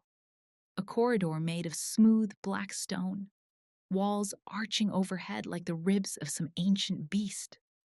Dim light bled from fissures in the ceiling, casting shifting patterns along the floor. Nothing felt right. Nothing felt stable. Time pulsed here, slow, then fast, then achingly slow again, like a heartbeat with arrhythmia. Mara pushed herself up, breath unsteady. No, no, no! Rowan didn't aim for here. He tried to push us back into the anchor chamber. This is wrong. Elias sat upright, chest heaving. Where are we? Mara's eyes scanned the hall, growing darker with each passing second. This is a pocket, she whispered. A temporal pocket. A place that shouldn't exist, but does. The girl whimpered and pressed herself against Elias's side. He wrapped an arm around her automatically, protectively. Is it dangerous? Mara's silence was answer enough. Then she said, It's where time hides the things it doesn't want found. Elias swallowed. Like her? Mara nodded grimly. Yes, and possibly other things. A tremor rippled through the floor, subtle but noticeable. Elias felt it in his teeth. Like a vibration humming through bone. The girl clutched his coat. He knows we're here. Elias leaned down. Who? Her eyes flicked up. Your reflection. The breath caught in Mara's throat. We need to move, she said sharply. Now. She hauled herself to her feet and checked the silver disc clipped to her belt, her emergency stabilizer. It flickered weakly, like a candle in wind. Of course, she muttered, nearly dead. Elias rose as well, keeping the girl close. Can we get back? If this pocket is shallow, Mara said, yes. Rowan will search for us, but if it's deep, what happens? We become part of it, Mara whispered. Elias's stomach dropped. Meaning what? Meaning no one finds us, she said. Ever. A chill shot through him. Footsteps echoed, not theirs. Slow, measured, deliberate. Far down the corridor, a shadow shifted. Elias stiffened. Is that? No, Mara said immediately. He can't fully manifest here. He'll send echoes. Echoes of what? Mara's face tightened. Of you.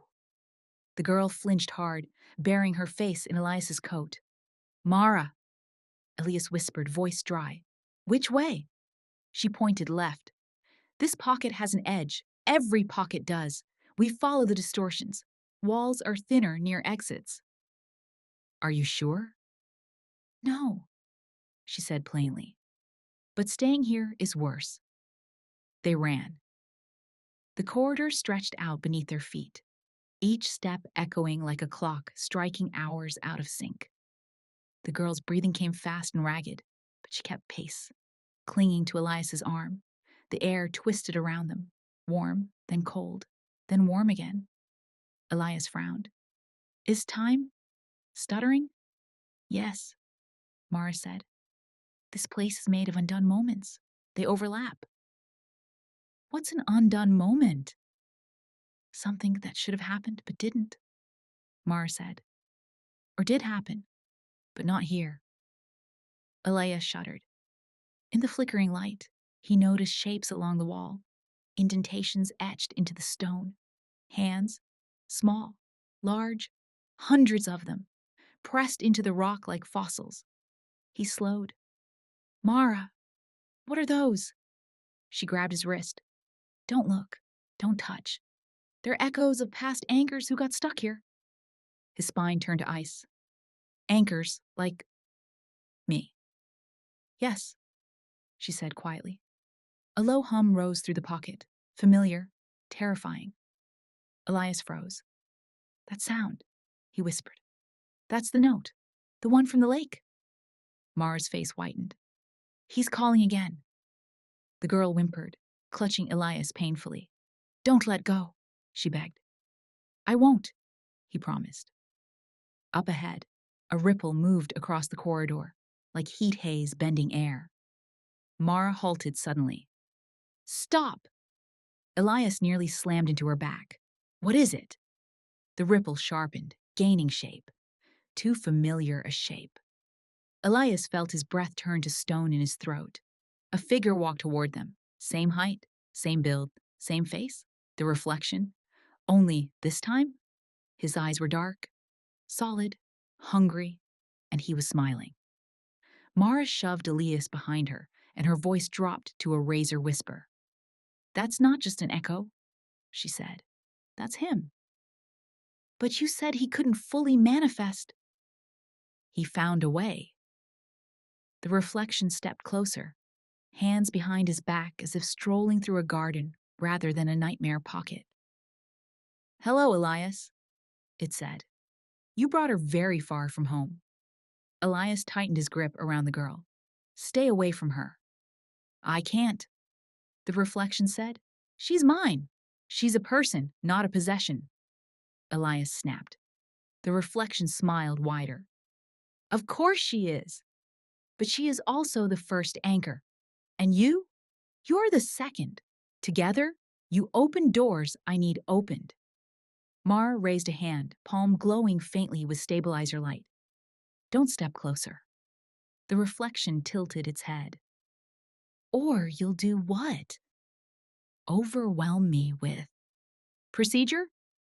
Elias felt the girl shake violently against him. What do you want? Elias demanded. The reflection's eyes flicked to the girl, then back to Elias. I want the loop completed. Elias stiffened. What loop? The one you started years ago, it said.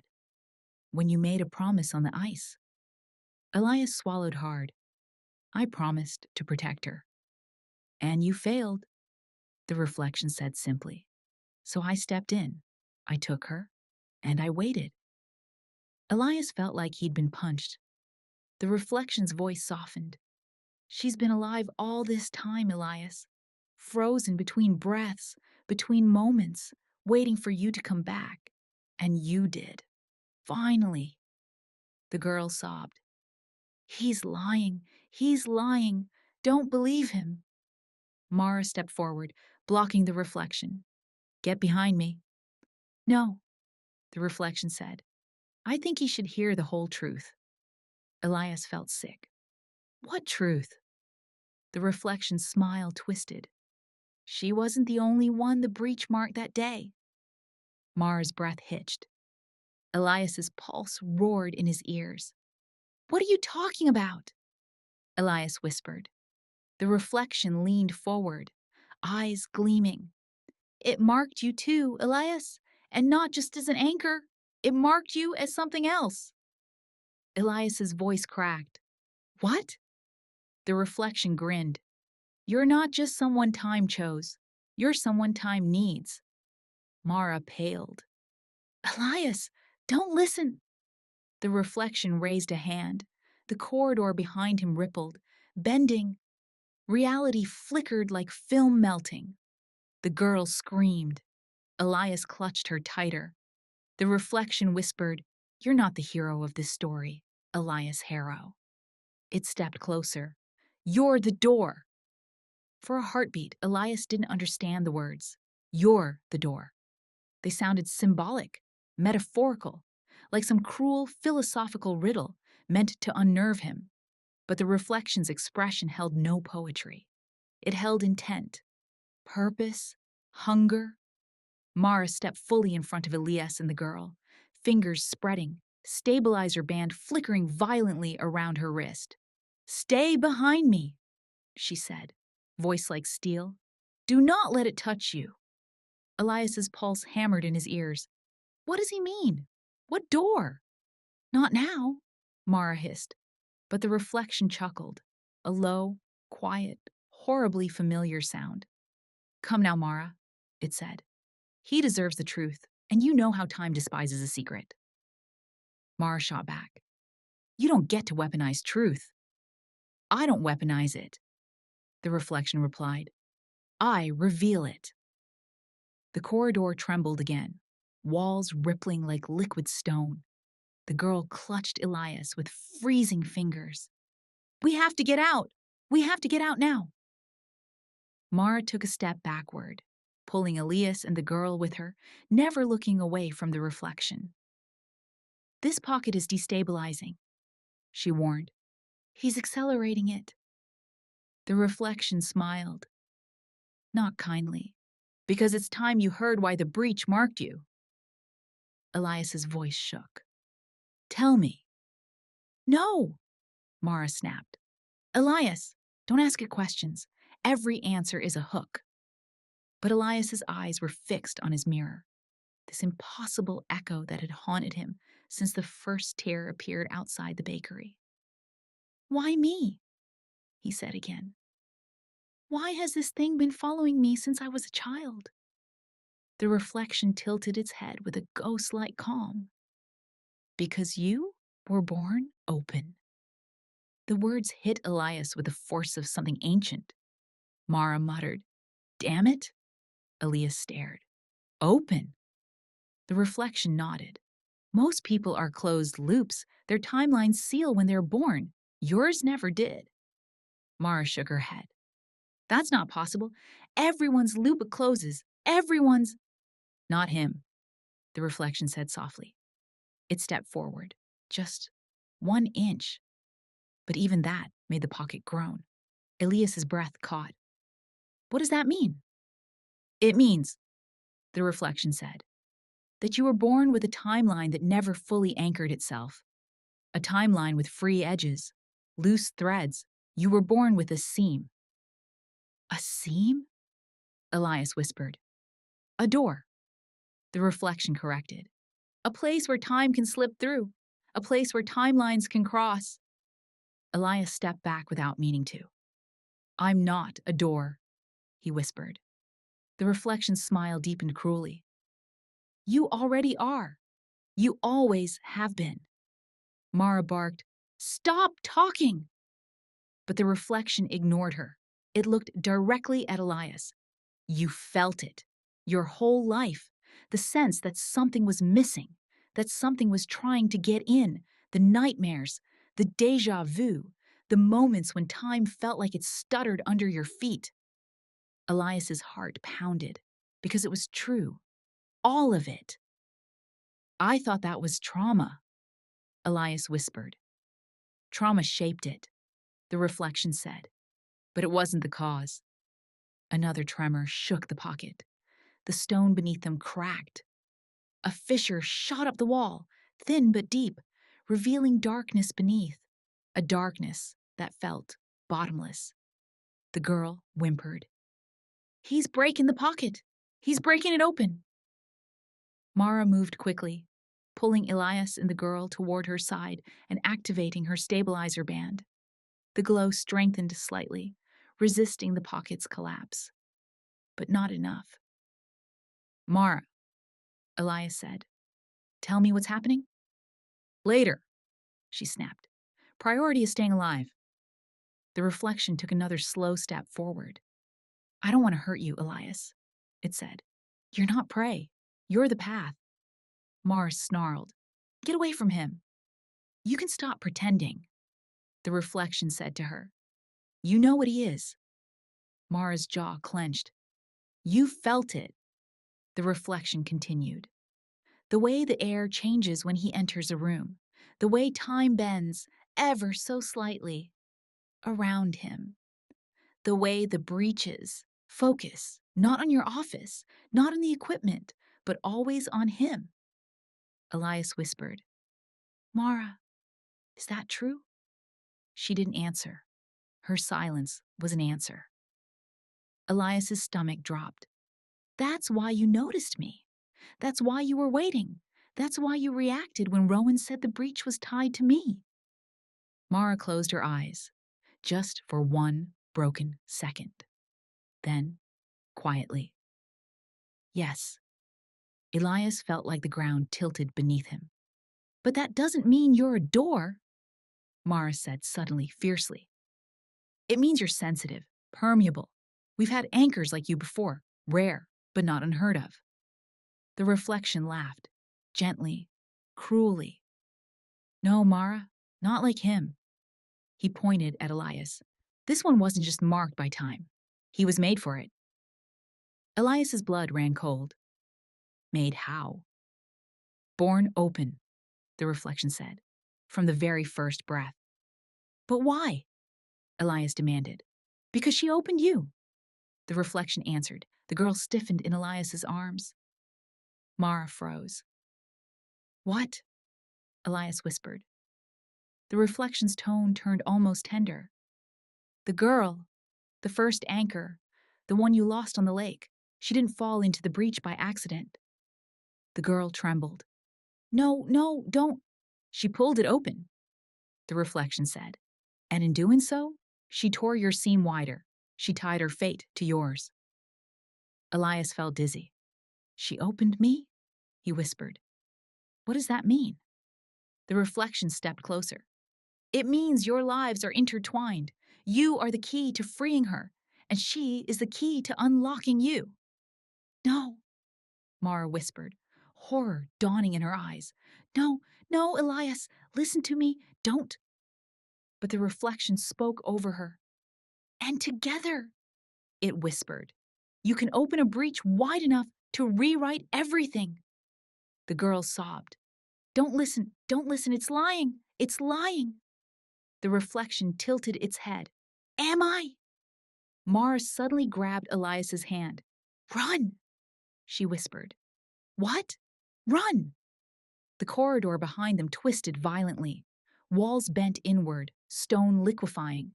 Echoes of footsteps pounded behind the distortion, some matching Elias's own steps, some too slow, some too fast, some wrong.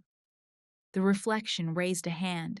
The note, the awful humming note from the lake, filled the pocket, vibrating through Elias's bones. The girl screamed. Mara pulled Elias with all her strength. Run! She shouted. This pocket's collapsing. If we don't find an exit, we die in here. But the reflection's voice followed them through the shattering corridor. You can't run from what you are, Elias. You can't run from the door. The pocket began to die. Not gradually, not piece by piece, all at once.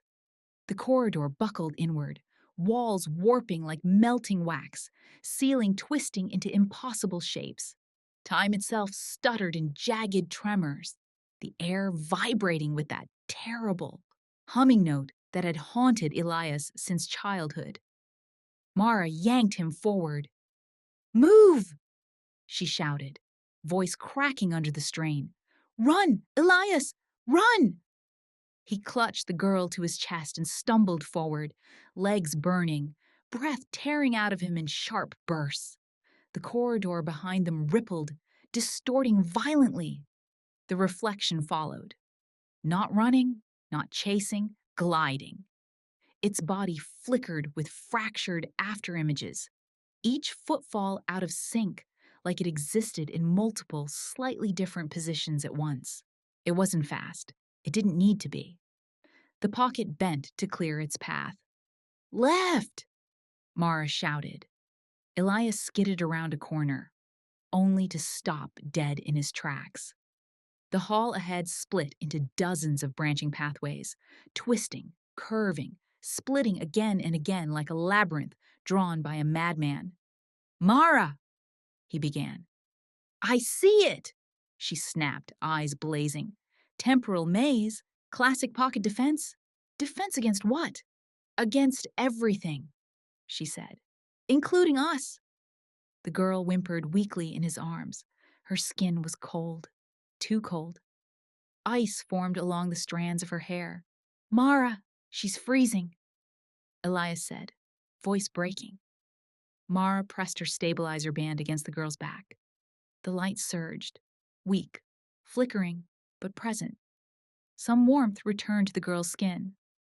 Hold on to her, Mara said. Don't let her drift. If she loses cohesion... Elias shook his head violently. She won't. Behind them, stone cracked. The reflection stepped around the corner, face calm, eyes fixed on Elias with sharpened focus. Mara pointed at one branching corridor. This way. Go. How do you know? I don't, she said. But it's better than dying. They bolted down the narrow passage. The air changed immediately. Hot, then cold, then thick, like wading through invisible water. Elias pushed forward, vision swimming. What's happening? He gasped. Time density, Mara panted. Pockets collapsing around us. The seams are tightening. That doesn't sound good. It's not. Behind them, the reflection's voice floated sickeningly through the maze. You can't leave, Elias. Not without her. Not without me. Mara cursed under her breath. Ignore him. Keep running.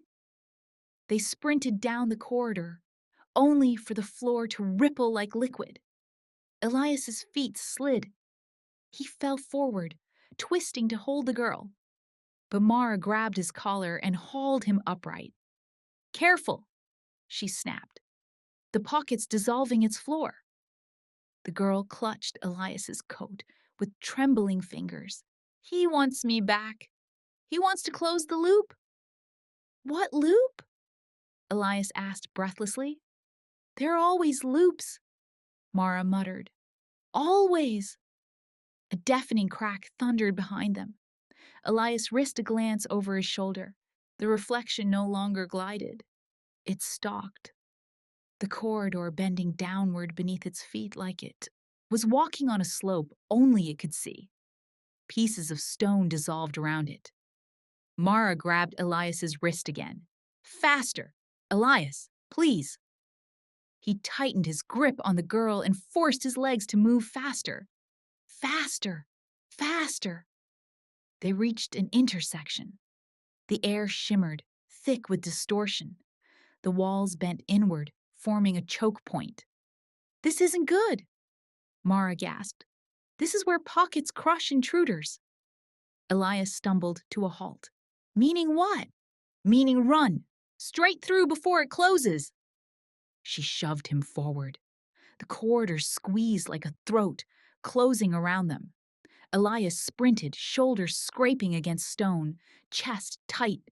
Then the walls slammed shut behind him with a bone-shaking boom. Mara barely made it. Her sleeve caught, ripping down the side, skin beneath scorched by raw temporal friction.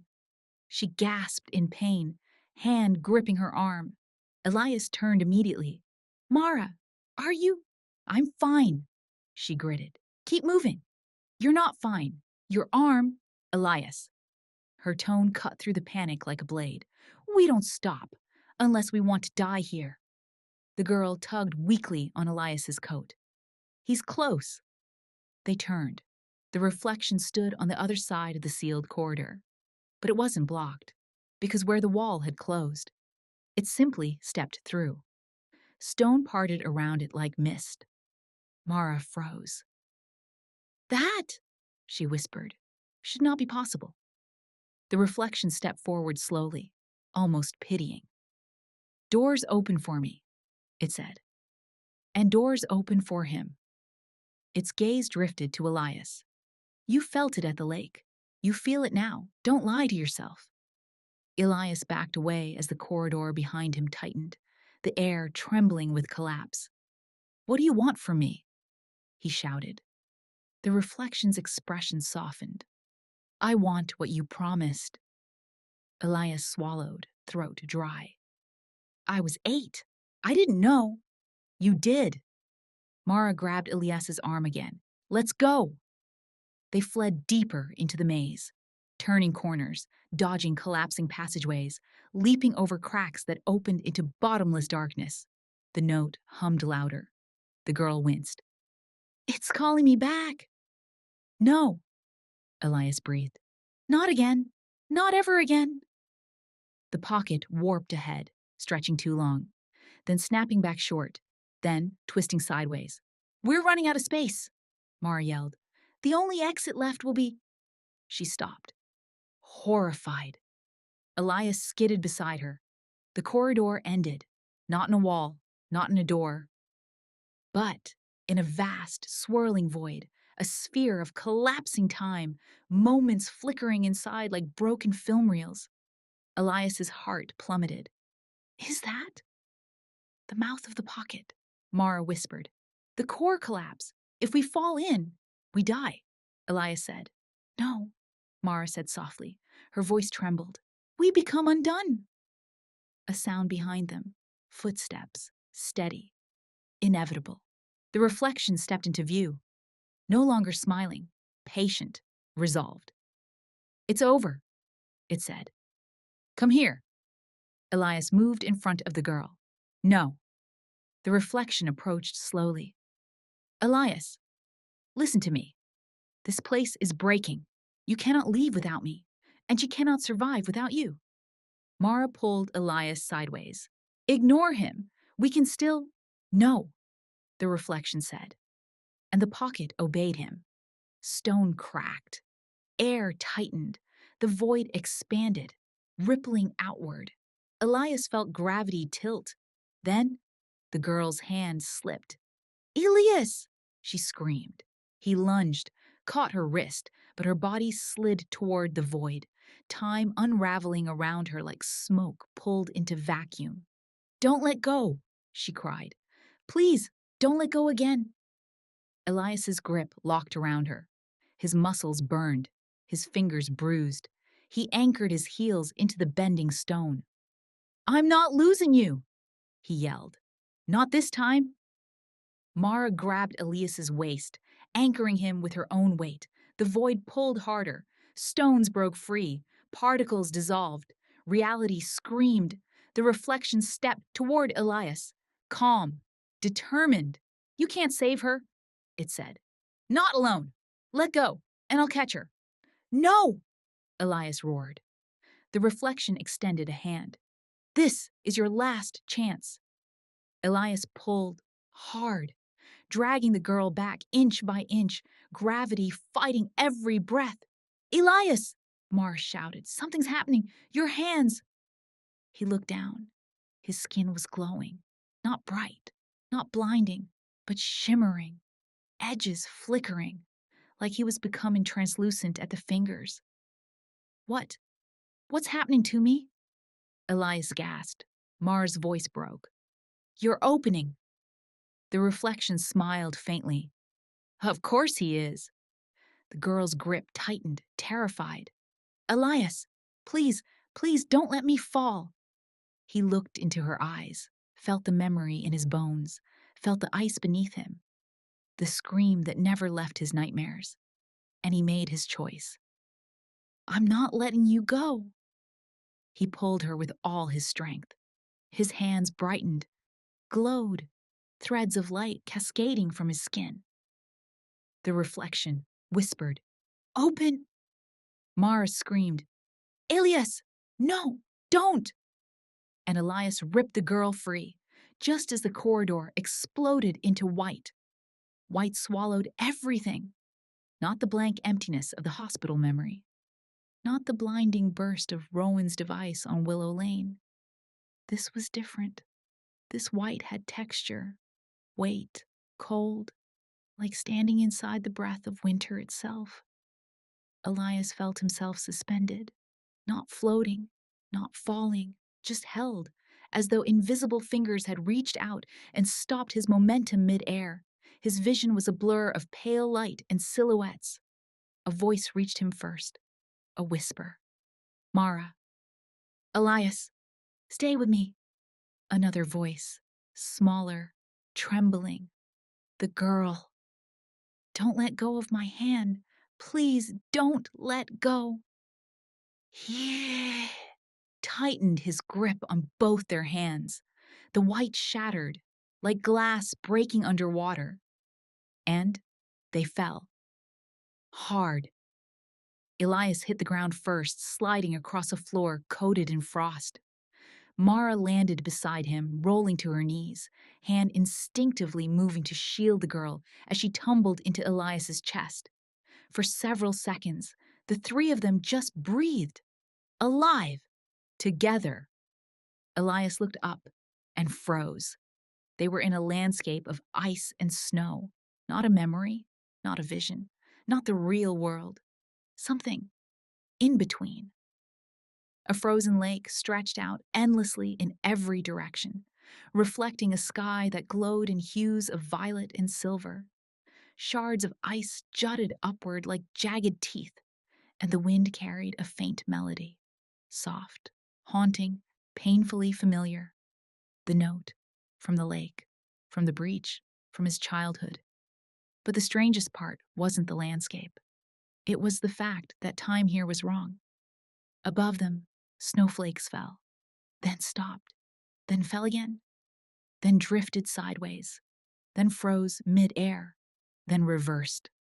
A world of fragments, a world out of sync, a world built from the moment the breach first touched Elias.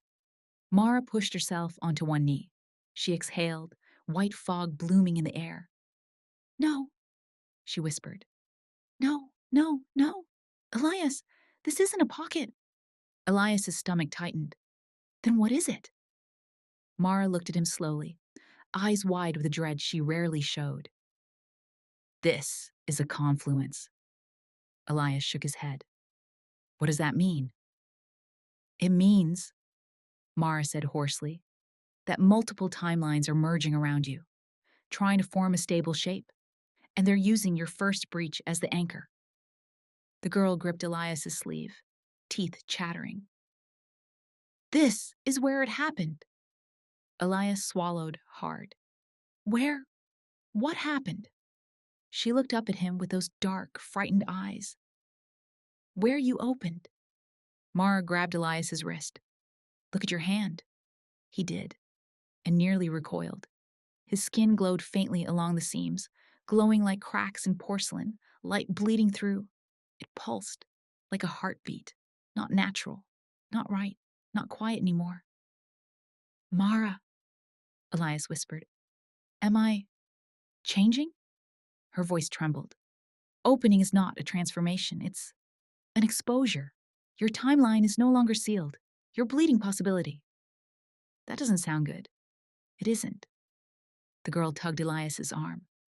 We shouldn't stay here. He'll find us. He always finds me here. Mara's head snapped toward the horizon. She's right. This place is a beacon. If the reflection wasn't already here. A crack echoed across the ice. A long, deep fracture spreading across the frozen surface.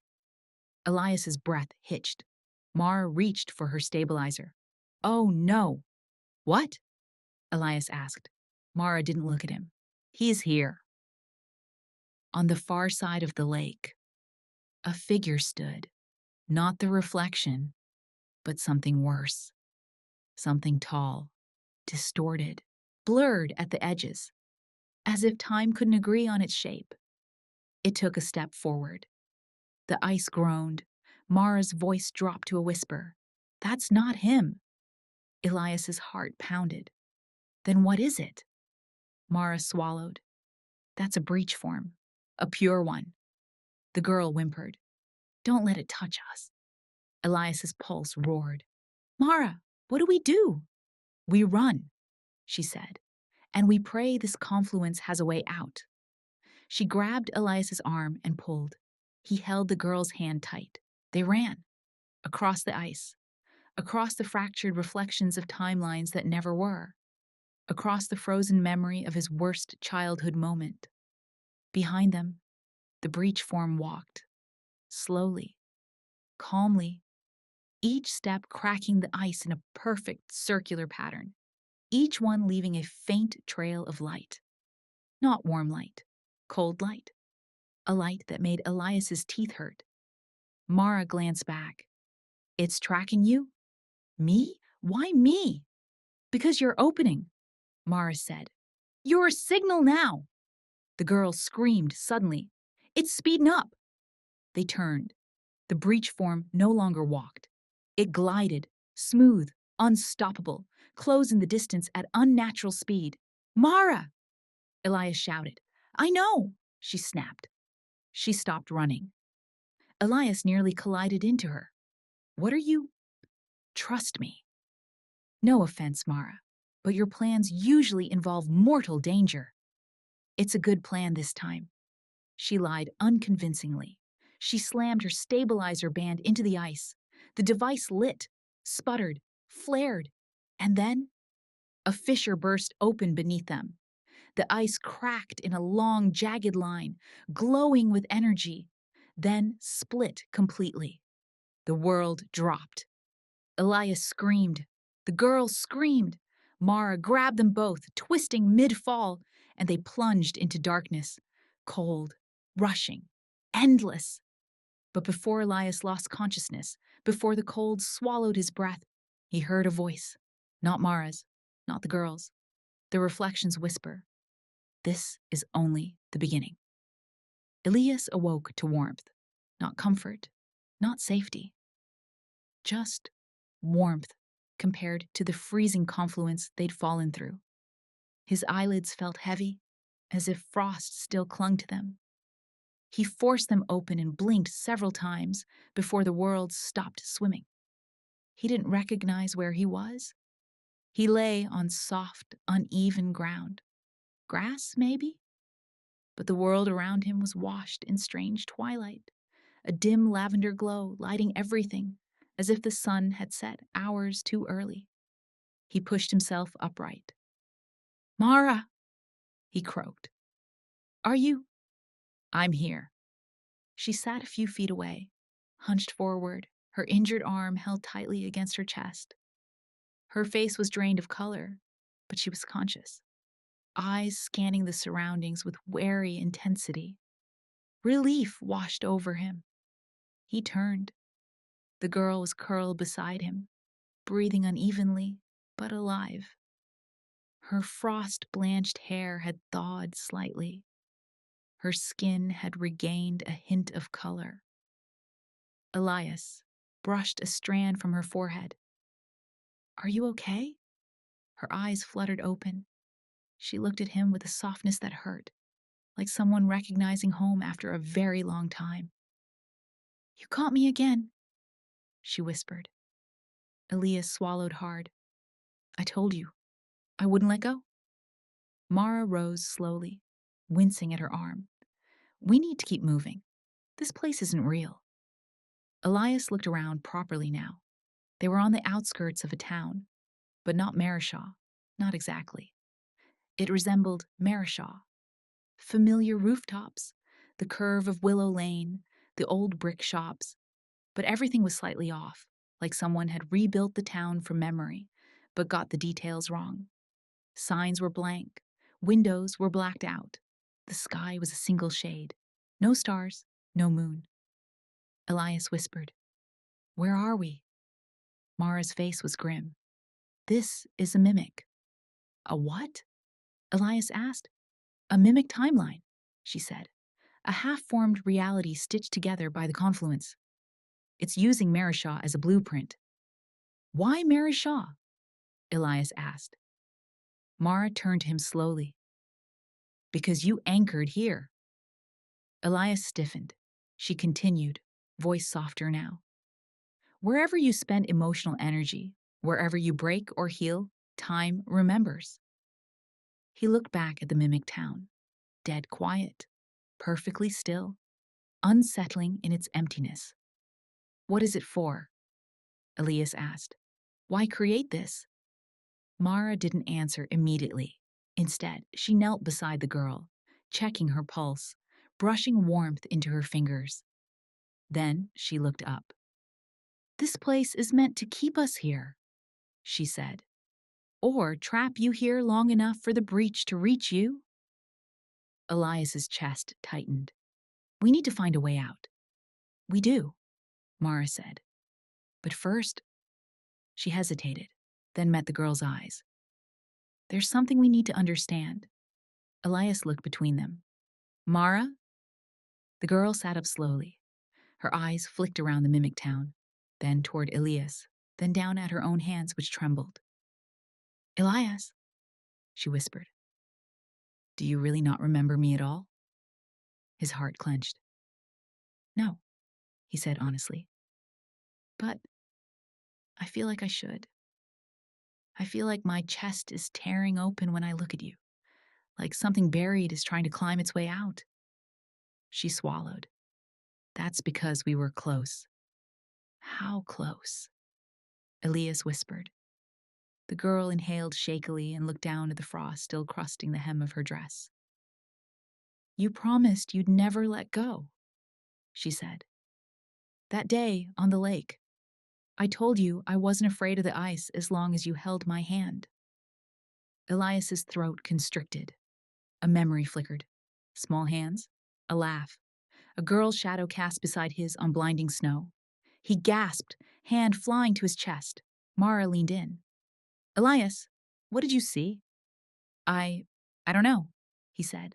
Flashes. It's all broken. That's good, Mara said softly. It's trying to return. The girl looked at him, eyes shimmering. We used to play together, she whispered. Every winter, every time it snowed, our parents would drink cocoa and watch from the window. You'd always fall first because you ran too fast. Elias blinked rapidly. What's your name? He asked. She opened her mouth and froze. Her brow furrowed sharply. I, she pressed her hands to her temples, pain striking her eyes. I can't remember, she whispered. He took it. He took my name. Elias turned to Mara, panic rising in his chest. What does that mean? Names aren't just gone. How do you lose your own name? Mara exhaled. If a breach consumes someone deeply enough, if it keeps them long enough, it can strip identifiers. Names, memories, fragments of self. You didn't forget her name, Elias. She looked at him sharply. It was erased from the timeline. The girl trembled. I don't know who I am anymore. Elias reached for her hand. You're someone I failed, he whispered. But I won't fail you again. She leaned into him, desperate and shaking. I'm scared, she said. He always finds me here. Mara stood abruptly. Which means we don't have much time. Elias looked up. Time until what? Mara turned her head toward the shadowed streets of the mimic town. The wind shifted. A faint hum drifted through the air. The note. That horrible, pure note. Elias's blood turned cold. No. The girl clung to him. He's here. He followed us. He always follows us. Mara grabbed Elias's arm again. We need to move. The mimic will close in behind him. They ran. Shadows bent unnaturally around corners. Street lamps flickered on, even though no electricity existed here. Windows trembled as if something brushed past. The note grew louder, vibrational, reverberating through Elias's ribs. Mara hissed, He's using you like a beacon. Elias, you have to try to close your seam. How? He shouted. Focus, she snapped. Focus on your body, on your breath, on the smallest thing that makes you, you. The girl squeezed his hand tightly. Think of the bakery, she whispered. Think of the room where you stayed. Think of the smell of bread. Think of something warm. Elias forced his breath into rhythm. One breath, then another. The glow in his palms softened slightly, but not enough. Suddenly, Mara jerked. Elias turned and saw him, standing far down the street. No maze, no distortion, no gliding, just standing. As though he'd been waiting. The reflection. This version wore no broken mirror fractures, no shimmer, no distortion. It looked like him, exactly like him. Same clothes, same haircut, same posture, except for the eyes. Cold, still, empty. Elias, the reflection said softly, why run from destiny? The streetlights flickered, the girl whimpered, and the mimic town began to distort, walls bending inward like a closing mouth. Mara stepped in, front of Elias, and lifted her broken stabilizer, using her body as a shield. Her voice rang out, fierce. You're not taking him! The reflection smiled. I already did, years ago. Elias felt his heart stop. The girl screamed and clutched him. Mara braced herself. The reflection stepped forward, and the mimic town bent with him. The reflection stepped forward, and the world obeyed him. The mimic town warped around his shape, windows bowing inward, rooftops tilting, shadows stretching long and unnatural across the empty street. The air rippled with temporal static, each distortion sending a cold shock down Elias's spine. Mara planted herself between Elias and the reflection, legs braced, one hand gripping the dead stabilizer like a weapon. Stay behind me, she said. Both of you. Elias tightened his arms protectively around the girl. She trembled violently, burying her face in his chest, every breath a terrified shudder. The reflection smiled, not cruelly, not kindly, but knowingly. Still protecting her, I see, it murmured. Some things never change. Elias felt anger spike through his fear. Stop talking like you know me. But I do know you, the reflection said. Better than you know yourself. Mara hissed at him. You're a breach echo. You don't know anything. The reflection tilted his head slightly. I'm not an echo anymore. The ground under their feet vibrated. Mara's eyes widened. Elias, he's consolidating form. That means he's becoming permanent, Elias whispered. Yes, she said. And if he stabilizes here, he can follow us anywhere. The girl whimpered. The reflection stepped closer, pace unhurried. You should listen to her, he said quietly. She understands me. Better than you do. Elias clenched his jaw. Stop it. She knows what you forgot. Stop. She remembers your promise. Stop! Elias took a step forward, fury boiling over. Mara grabbed his arm. Elias, no! But it was too late. The reflection's eyes snapped to Elias. Hungry, bright, alive, and the world lurched. Elias felt something tear open behind his ribs. A seam, a door, a pressure collapsing inward, then pushing outward with sudden force. His hands glowed violently. Mara shouted, Elias, don't open here! But he couldn't stop it. Light bled from his skin, lines racing up his arms like living cracks. The air bent around him. The mimic town trembled. The reflection inhaled deeply, as though savoring something. Yes, it whispered. There you are, the girl screamed. Elias, stop! Close it! Close it! But Elias's pulse thundered too loudly. The seam inside him pulsed. Open! Open! Open! Mara hurled herself at him, slamming both palms against his chest. Her voice was fierce, desperate. Elias, listen to me!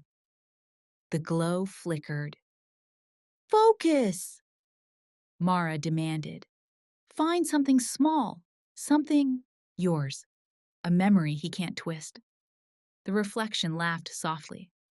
He has no such memory left. Mara snarled. Shut up. She leaned her forehead against Elias's, anchoring him. Elias, please, look at me. He did. And something in that connection, her fear, her defiance, her unwavering belief, pulled him back from the edge. The glow dimmed.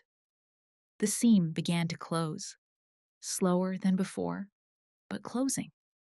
The reflection's expression shifted, subtly but unmistakably. Annoyance. You shouldn't interfere, the reflection murmured to Mara. He was opening perfectly.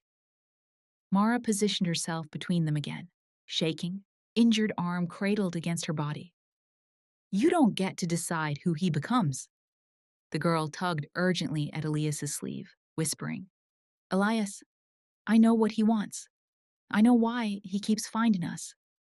Elias knelt beside her, heart pounding. Tell me. She bit her trembling lip. I remember something, she whispered. Not everything, but something important. Elias leaned close. What? Her voice cracked. Before the ice broke, before the breach took me, we weren't alone on the lake. Mara stiffened. What? The girl nodded rapidly. Someone else was there, someone older, someone who told us we shouldn't go onto the lake that day. Elias's breath caught, a flicker. Snow, boot prints, a figure standing near the edge of the lake, tall, bundled in a coat, face blurred, but present. Then, a voice. It isn't safe. Don't go further. His heart skipped. The girl continued, tears welling in her eyes. You didn't listen. You said you weren't afraid because you had me. Elias's throat closed. The reflection's smile widened slowly. Yes, he murmured. We remember now, don't we? Mara turned sharply to the reflection. Who was the man? What did the breach mimic? The reflection's gaze slid to her. Not a mimic? It looked at Elias. Think. Elias squeezed his eyes shut, forcing the memory to surface.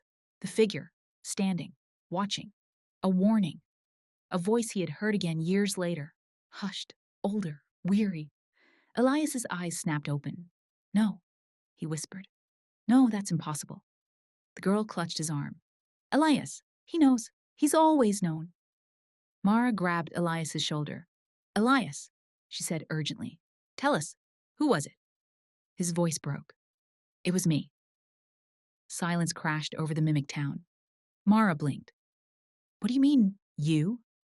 Elias shook his head violently. I don't know. I don't know how, the girl whispered. It was your voice, but older. You said the ice was thin.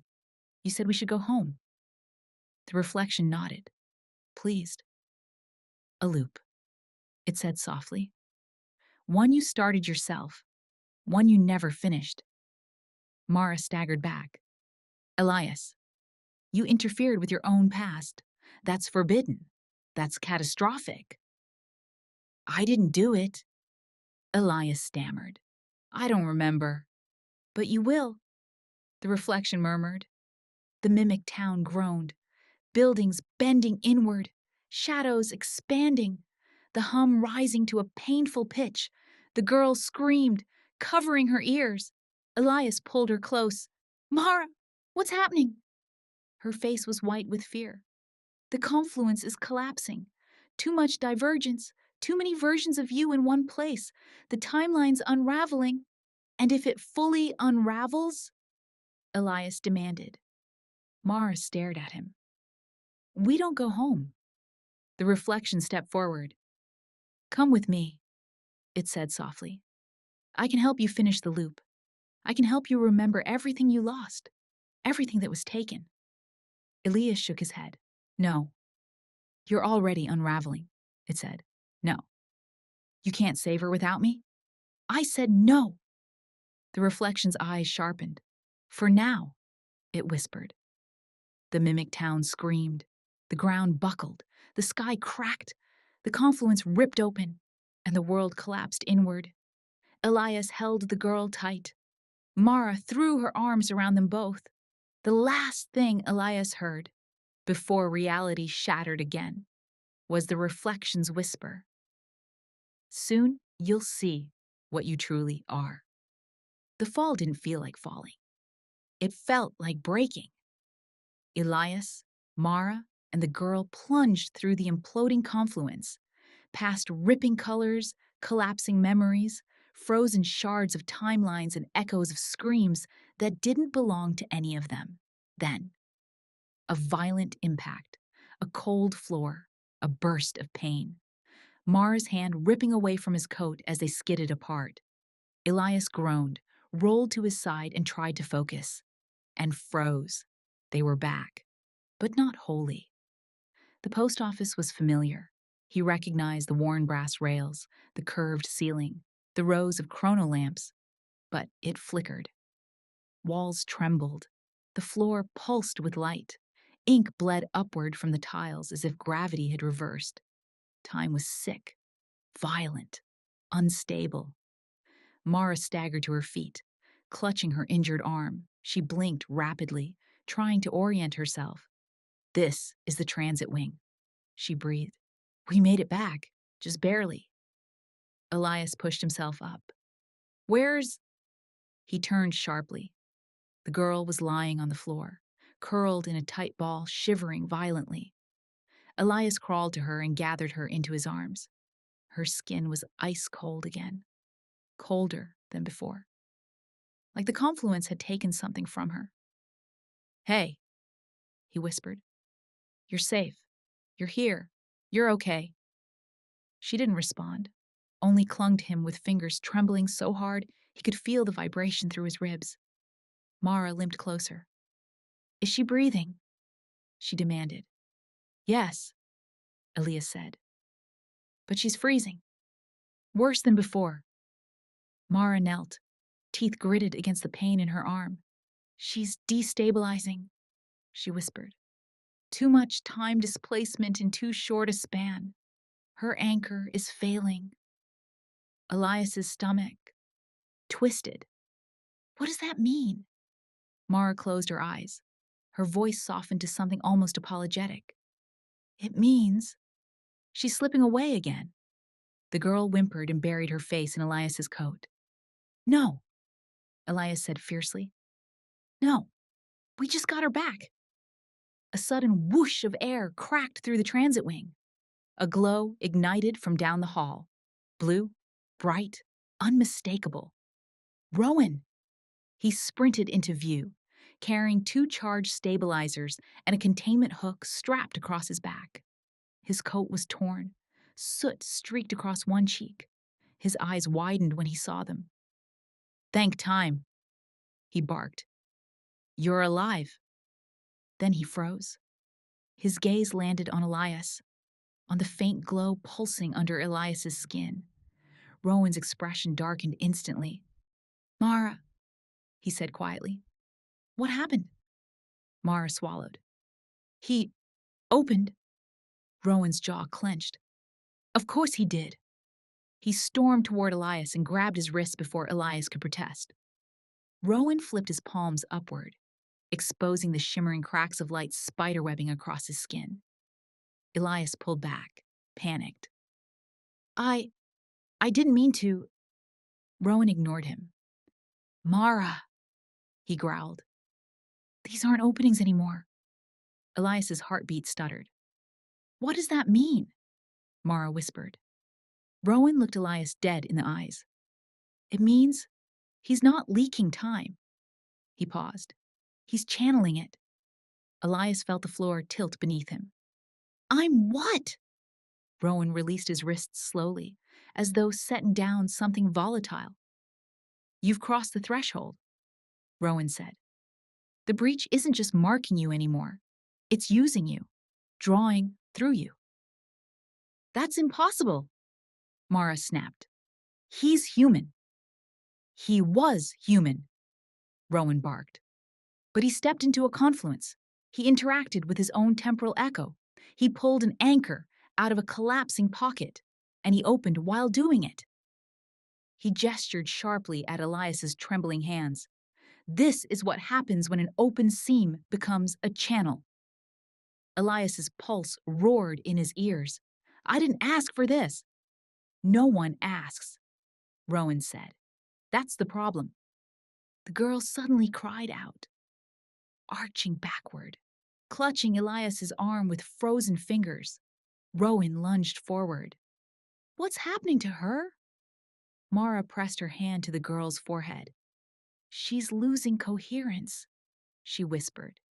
Too much instability, too many timelines pulling at her. Rowan turned to Elias. You need to close your seam. Now! Elias shook his head violently. I don't know how. You have done it, Rowan snapped. You closed it in the pocket, didn't you? That was Mara, Elias said, voice cracking.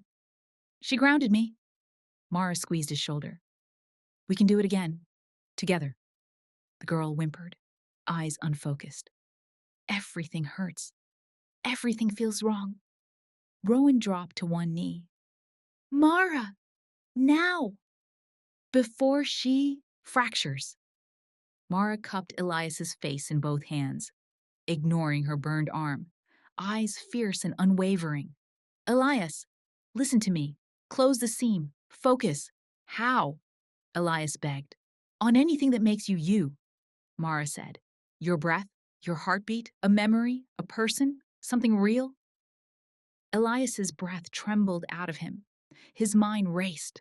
The hospital, the bakery, Mara, the girl in his arms, the night he ran from everything broken inside him, the warmth of a hand, the promise he made as a child. Then a sharp gasp tore from him. His glow intensified. Rowan swore. He's not stabilizing. He's escalating. Mara held him tighter.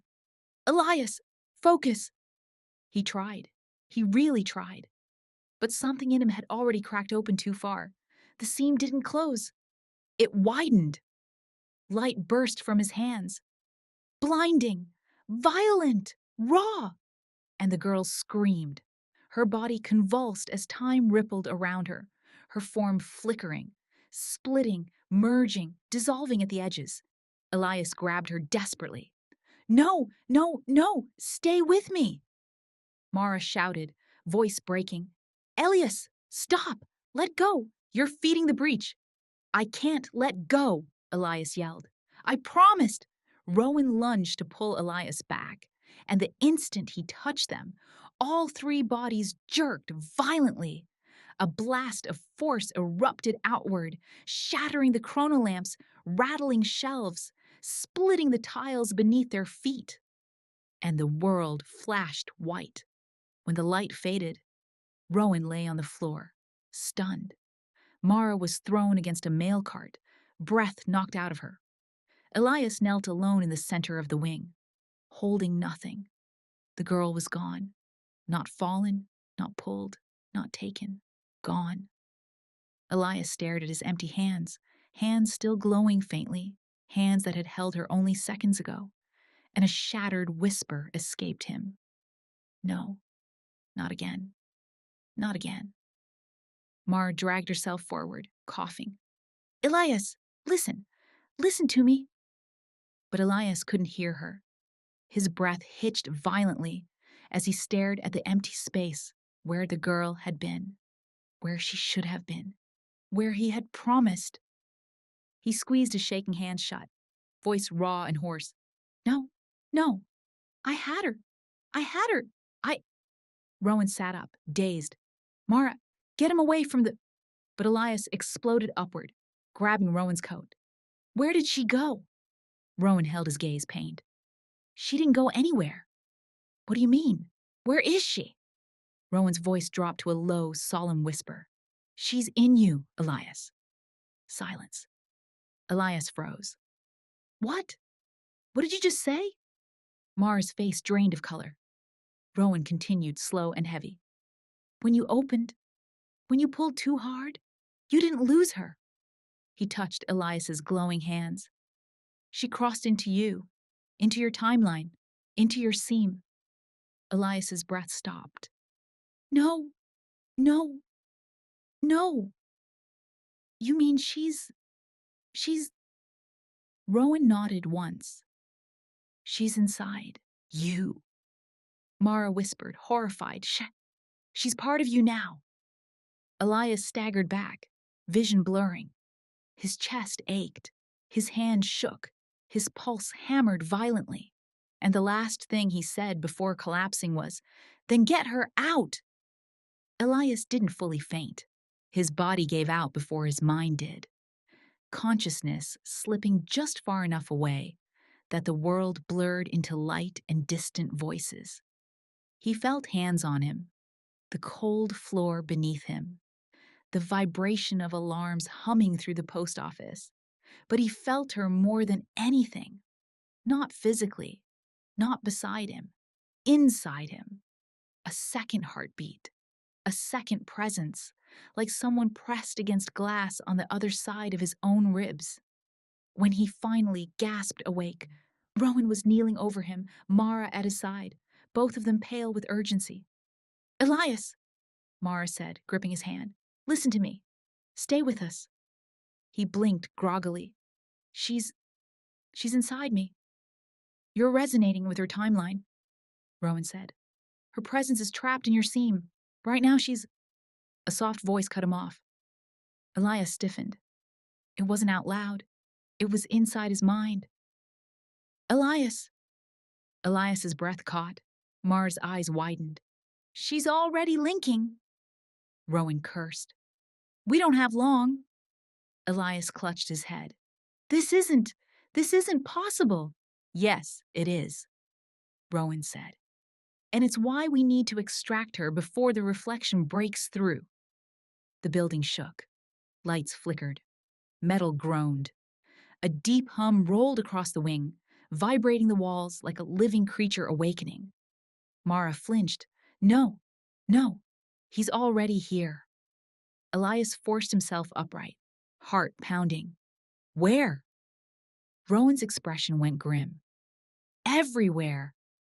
The floor vibrated again, and this time, Elias felt the tremor inside his bones. A pressure, cold, familiar, pressed against the edges of his mind, calling, not the girl, him, the reflection. "Get him up!" Rowan barked. "We don't have time for explanations. The reflection breached the building's perimeter. He's inside the structure." "Inside?" Elias whispered. "How?" Mara grabbed Elias under the arm and helped him stand. "Because he's tied to you. And right now, you're radiating like a signal flare." Elias's hands glowed faintly again. "I can feel him," he whispered. "Like he's close." Mara squeezed his hand. "Keep breathing. Keep the seam closed as much as you can." Rowan dashed to a reinforced wall panel and slammed a control plate open. Inside was a set of intricate devices. Spools of silver wire, stabilizer rods, brass clamps, and a central object shaped like a hollow sphere. The moment Elias saw it, he felt a chill in his gut. "What is that?" he asked. Rowan grabbed the sphere and slammed it onto a work table. "The extractor," Rowan said. "Old tech, dangerous tech. But it's the only thing that can separate a person from a timeline seam." Mara pulled Elias toward the table. "We're going to get her out. Do you understand? She's alive. She's whole, but she can't stay inside you." Elias hesitated, because now, inside him, he felt her, faint, flickering. A scared, shaking presence curled against him like a child hiding from a storm. "It's cold. Elias, I'm cold." He clenched his teeth. "We need to hurry." Rowan began assembling the extractor with shaking hands. "We're going to anchor her energy signature," he said. "Then we're going to physically pull her timeline away from yours." "Will it hurt her?" Elias asked. "Yes," Rowan said quietly. "And you." Elias swallowed. "Do it," The floor shook violently again. A light at the far end of the wing flickered. Bright, sharp, wrong. Mara spun toward it. Rowan! He's breaking containment! A figure formed in the distortion. Not walking, not stepping, but assembling itself piece by piece, like a reflection condensing out of shattered glass. Elias's pulse spiked. He found us! Mara pulled a weapon from her belt, a chronoblade, shimmering with unstable energy, and stepped between Elias and the forming figure. Rowan! She hissed. We need that extractor ready now! Rowan twisted wires, slammed compartments shut, and engaged the central mechanism. The sphere lit with harsh white light. 1 minute! Rowan shouted. That's too long, Mara snapped. Another tremor, and the reflection stepped fully into the wing. Whole, solid, smiling. Hello, Elias, he said softly. You brought her home at last. Mara lunged, blade raised. The reflection flicked a wrist, and Mara was thrown backward as if hit by a truck, slamming into a metal cabinet with a grunt. Maria! Elias cried, trying to run toward her. His legs froze, not physically, but because the reflection's gaze landed on him. Elias, it murmured, almost tender. You're glowing.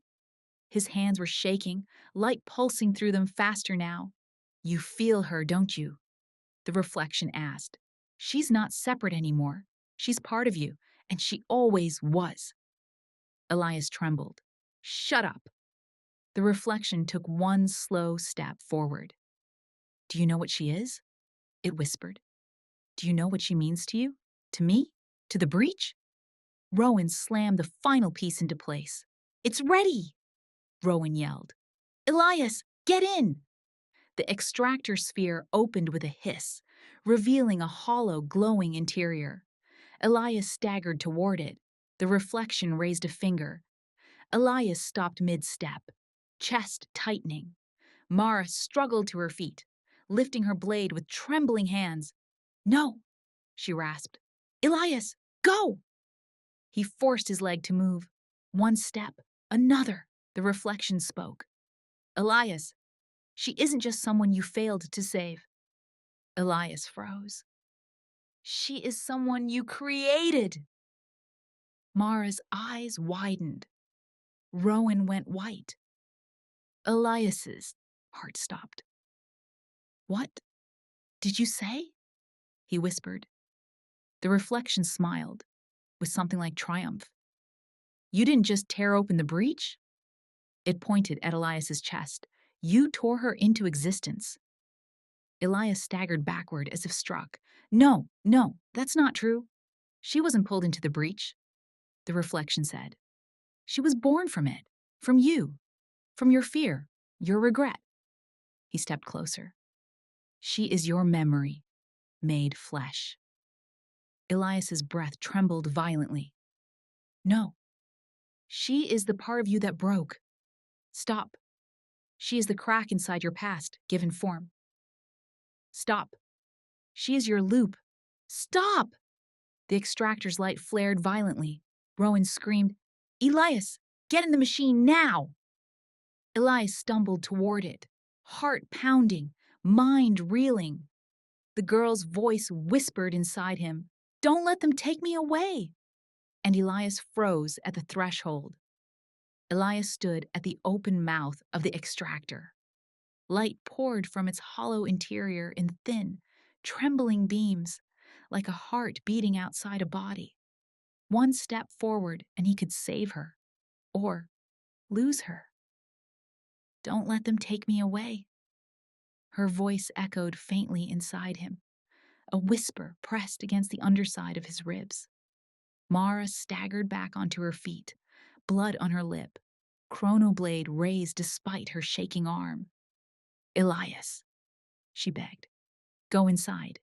We can save her before the breach consumes you both. Rowan slammed switches on the side panel, lights flaring. The extractor's primed, but we lose the window in 30 seconds. The reflection watched it all with calm, almost fond interest. Elias swallowed hard. I didn't create her, he whispered. She was real. She was. I remember her laugh, her hand, the lake. The reflection stepped forward, each footfall bending the floor as if reality itself disliked his presence. Memory is not evidence, it murmured. Memory is what time feeds you, so your guilt has somewhere to live. Elias shook his head violently. She's not guilt, she's a person. The reflection smiled faintly. Yes, because you made her one. Mara lunged forward, placing herself between Elias and the reflection. That is enough, she snarled. The reflection didn't even look at her. Tell him, Mara, it said softly. Tell him what happens when an anchor child's seam opens before it's meant to. Mara froze. Rowan looked up sharply. Don't! The reflection continued. Tell him what his doctors found after his first breach. Tell him about the scans. Tell him about the phantom sibling phenomenon the hospital noted. Elias's blood chilled. He looked at Mara. Mara, what is he talking about? Mara closed her eyes. I didn't want you to hear it from him. Hear what? Elias demanded. Mara swallowed and looked him straight in the eyes. Elias, after your fall through the ice, the doctors found something unusual in your neurological scans. Second pattern? Elias frowned. A what? A neural echo, Mara whispered. A signature that shouldn't exist in a single mind. A twin curve timeline, faint but present. Rowan's voice was low, pained. Everyone thought it was a medical error, even your family, but it wasn't. Elias's heart dropped into his stomach. You mean someone else was there with me? No, the reflection said gently. Someone else was in you? The girl inside him, that fragile presence trembling like a trapped bird, whispered, I didn't want you to be alone. Elias staggered back. No, that's not. That can't. Mara grabbed his arm. Elias, listen. This isn't your fault. You didn't create a person. Time did. Your seam did. You were too young to understand what was happening. Rowan added quickly. When a child anchor opens too early, their fear can manifest as a temporal echo, a self-splinter, a living fragment of them. The reflection nodded. Your timeline made her. Elias's breath shook violently. She's me? She was you, Rowan said. A separated piece, a shard of your earliest self. The girl's voice quivered inside him. I didn't want the ice to take you. And when the breach came, the reflection whispered, it took the wrong one. Elias dropped to his knees. Mara immediately caught him, kneeling beside him, her forehead pressed to his temple. Elias, look at me. Listen to me. He could barely breathe. I've been trying to save someone who was not someone else, Mara said softly. Someone from you. The reflection tilted his head, studying Elias almost tenderly. Which is why she can live only one of two ways, Elias. Elias looked up with shattered eyes. What ways? The reflection lifted a hand. One, outside you, as a separate being, but unstable, fragile, a timeline fragment without a home. He lifted his other hand. Or, two, inside you. Return to where she was born, complete, one timeline restored. The girl's voice inside Elias cracked. I don't want to disappear. Elias clutched his chest in anguish. Mara grabbed the front of his shirt. Elias, listen, you don't have to choose now. We can extract her safely, give her form, give her a life. The reflection's voice was soft, and condemn her to decay. Mara's voice hardened. That is a lie. Rowan slammed another switch. Elias, the machine is ready. Get inside right now.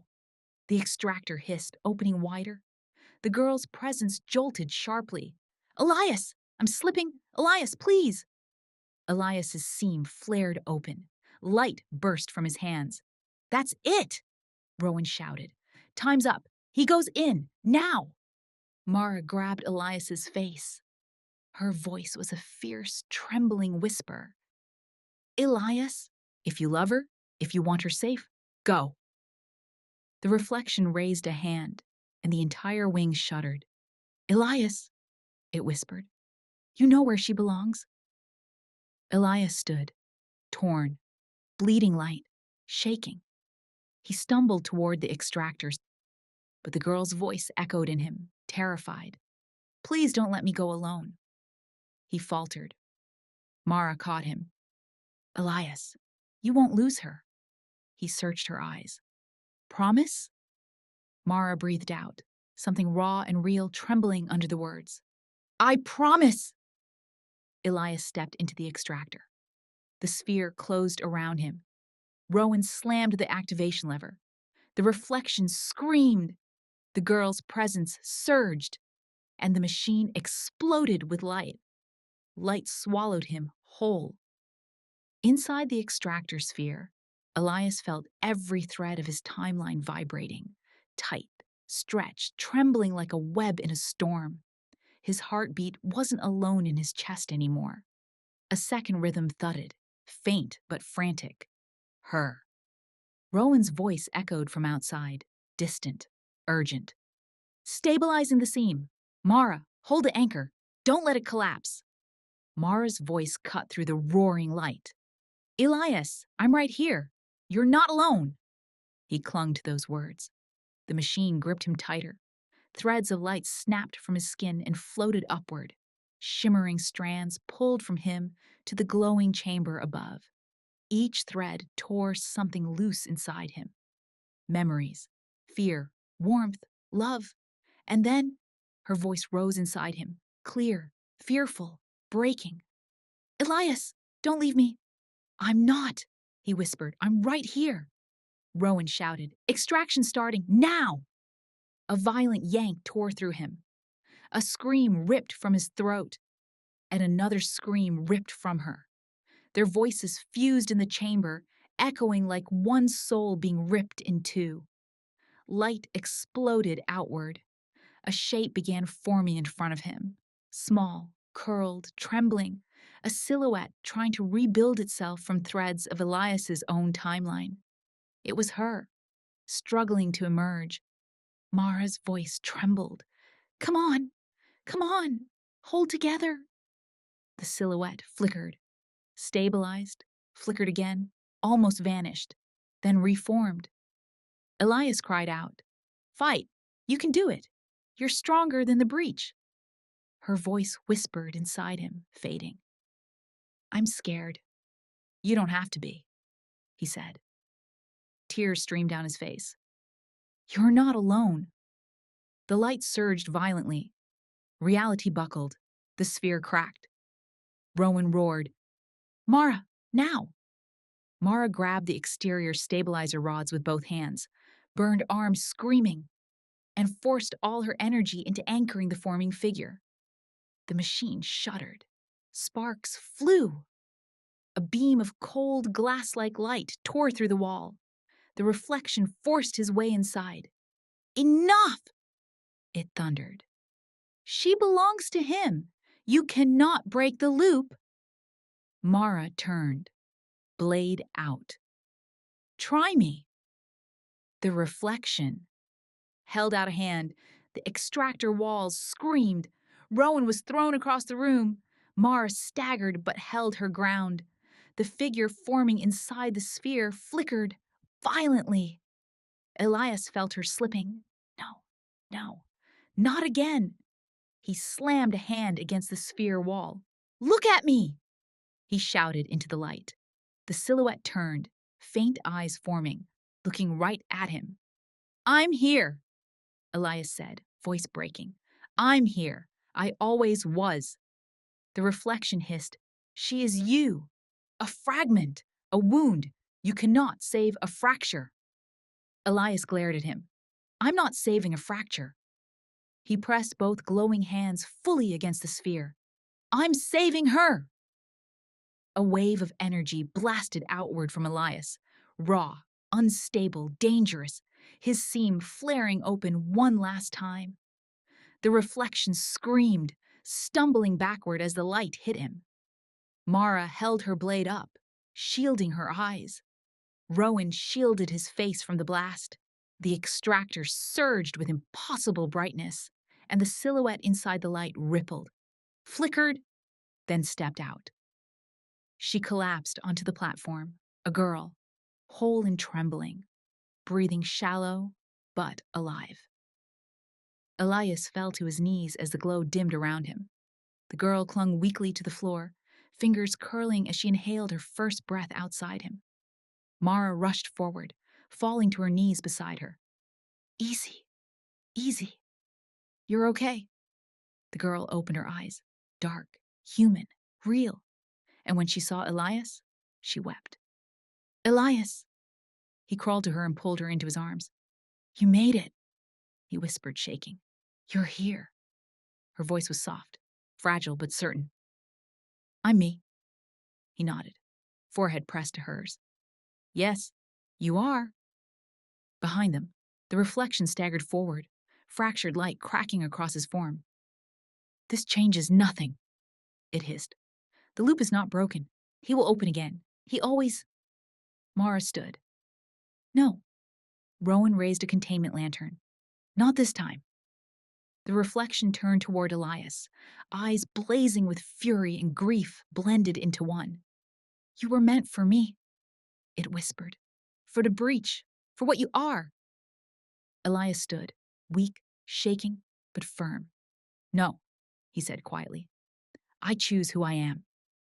The reflection screamed. Rowan slammed the lantern shut around him. Light imploded, and the reflection vanished into containment. Silence. Long, shaking silence. Mara lifted the girl gently to her feet. Can you stand? The girl nodded weakly. I think so. Elias touched her shoulder. Do you remember your name? He asked softly. She paused. A long moment, then another. She looked up, a small, fragile smile pulling at her lips. Yes. Mara exhaled in relief. What is it? Elias whispered. The girl looked at him. It's what you called me, she said. He blinked. What? When you were little, she murmured. Before everything. You gave me a name.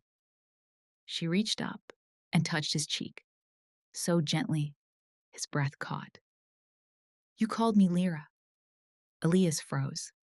He didn't remember saying it, but his heart recognized it instantly. Mara smiled softly through tears. Rowan wiped a hand over his face. Elias pulled Lyra into a quiet, shaking hug. You're safe now, he whispered. You're real. You're home. Lyra clung to him. Mara rested a hand on his back. Rowan nodded once, deeply. The extractor dimmed. The post office lights steadied. The breach was quiet. And for the first time, Elias felt whole. Not open, not fractured, not hunted, just whole. End.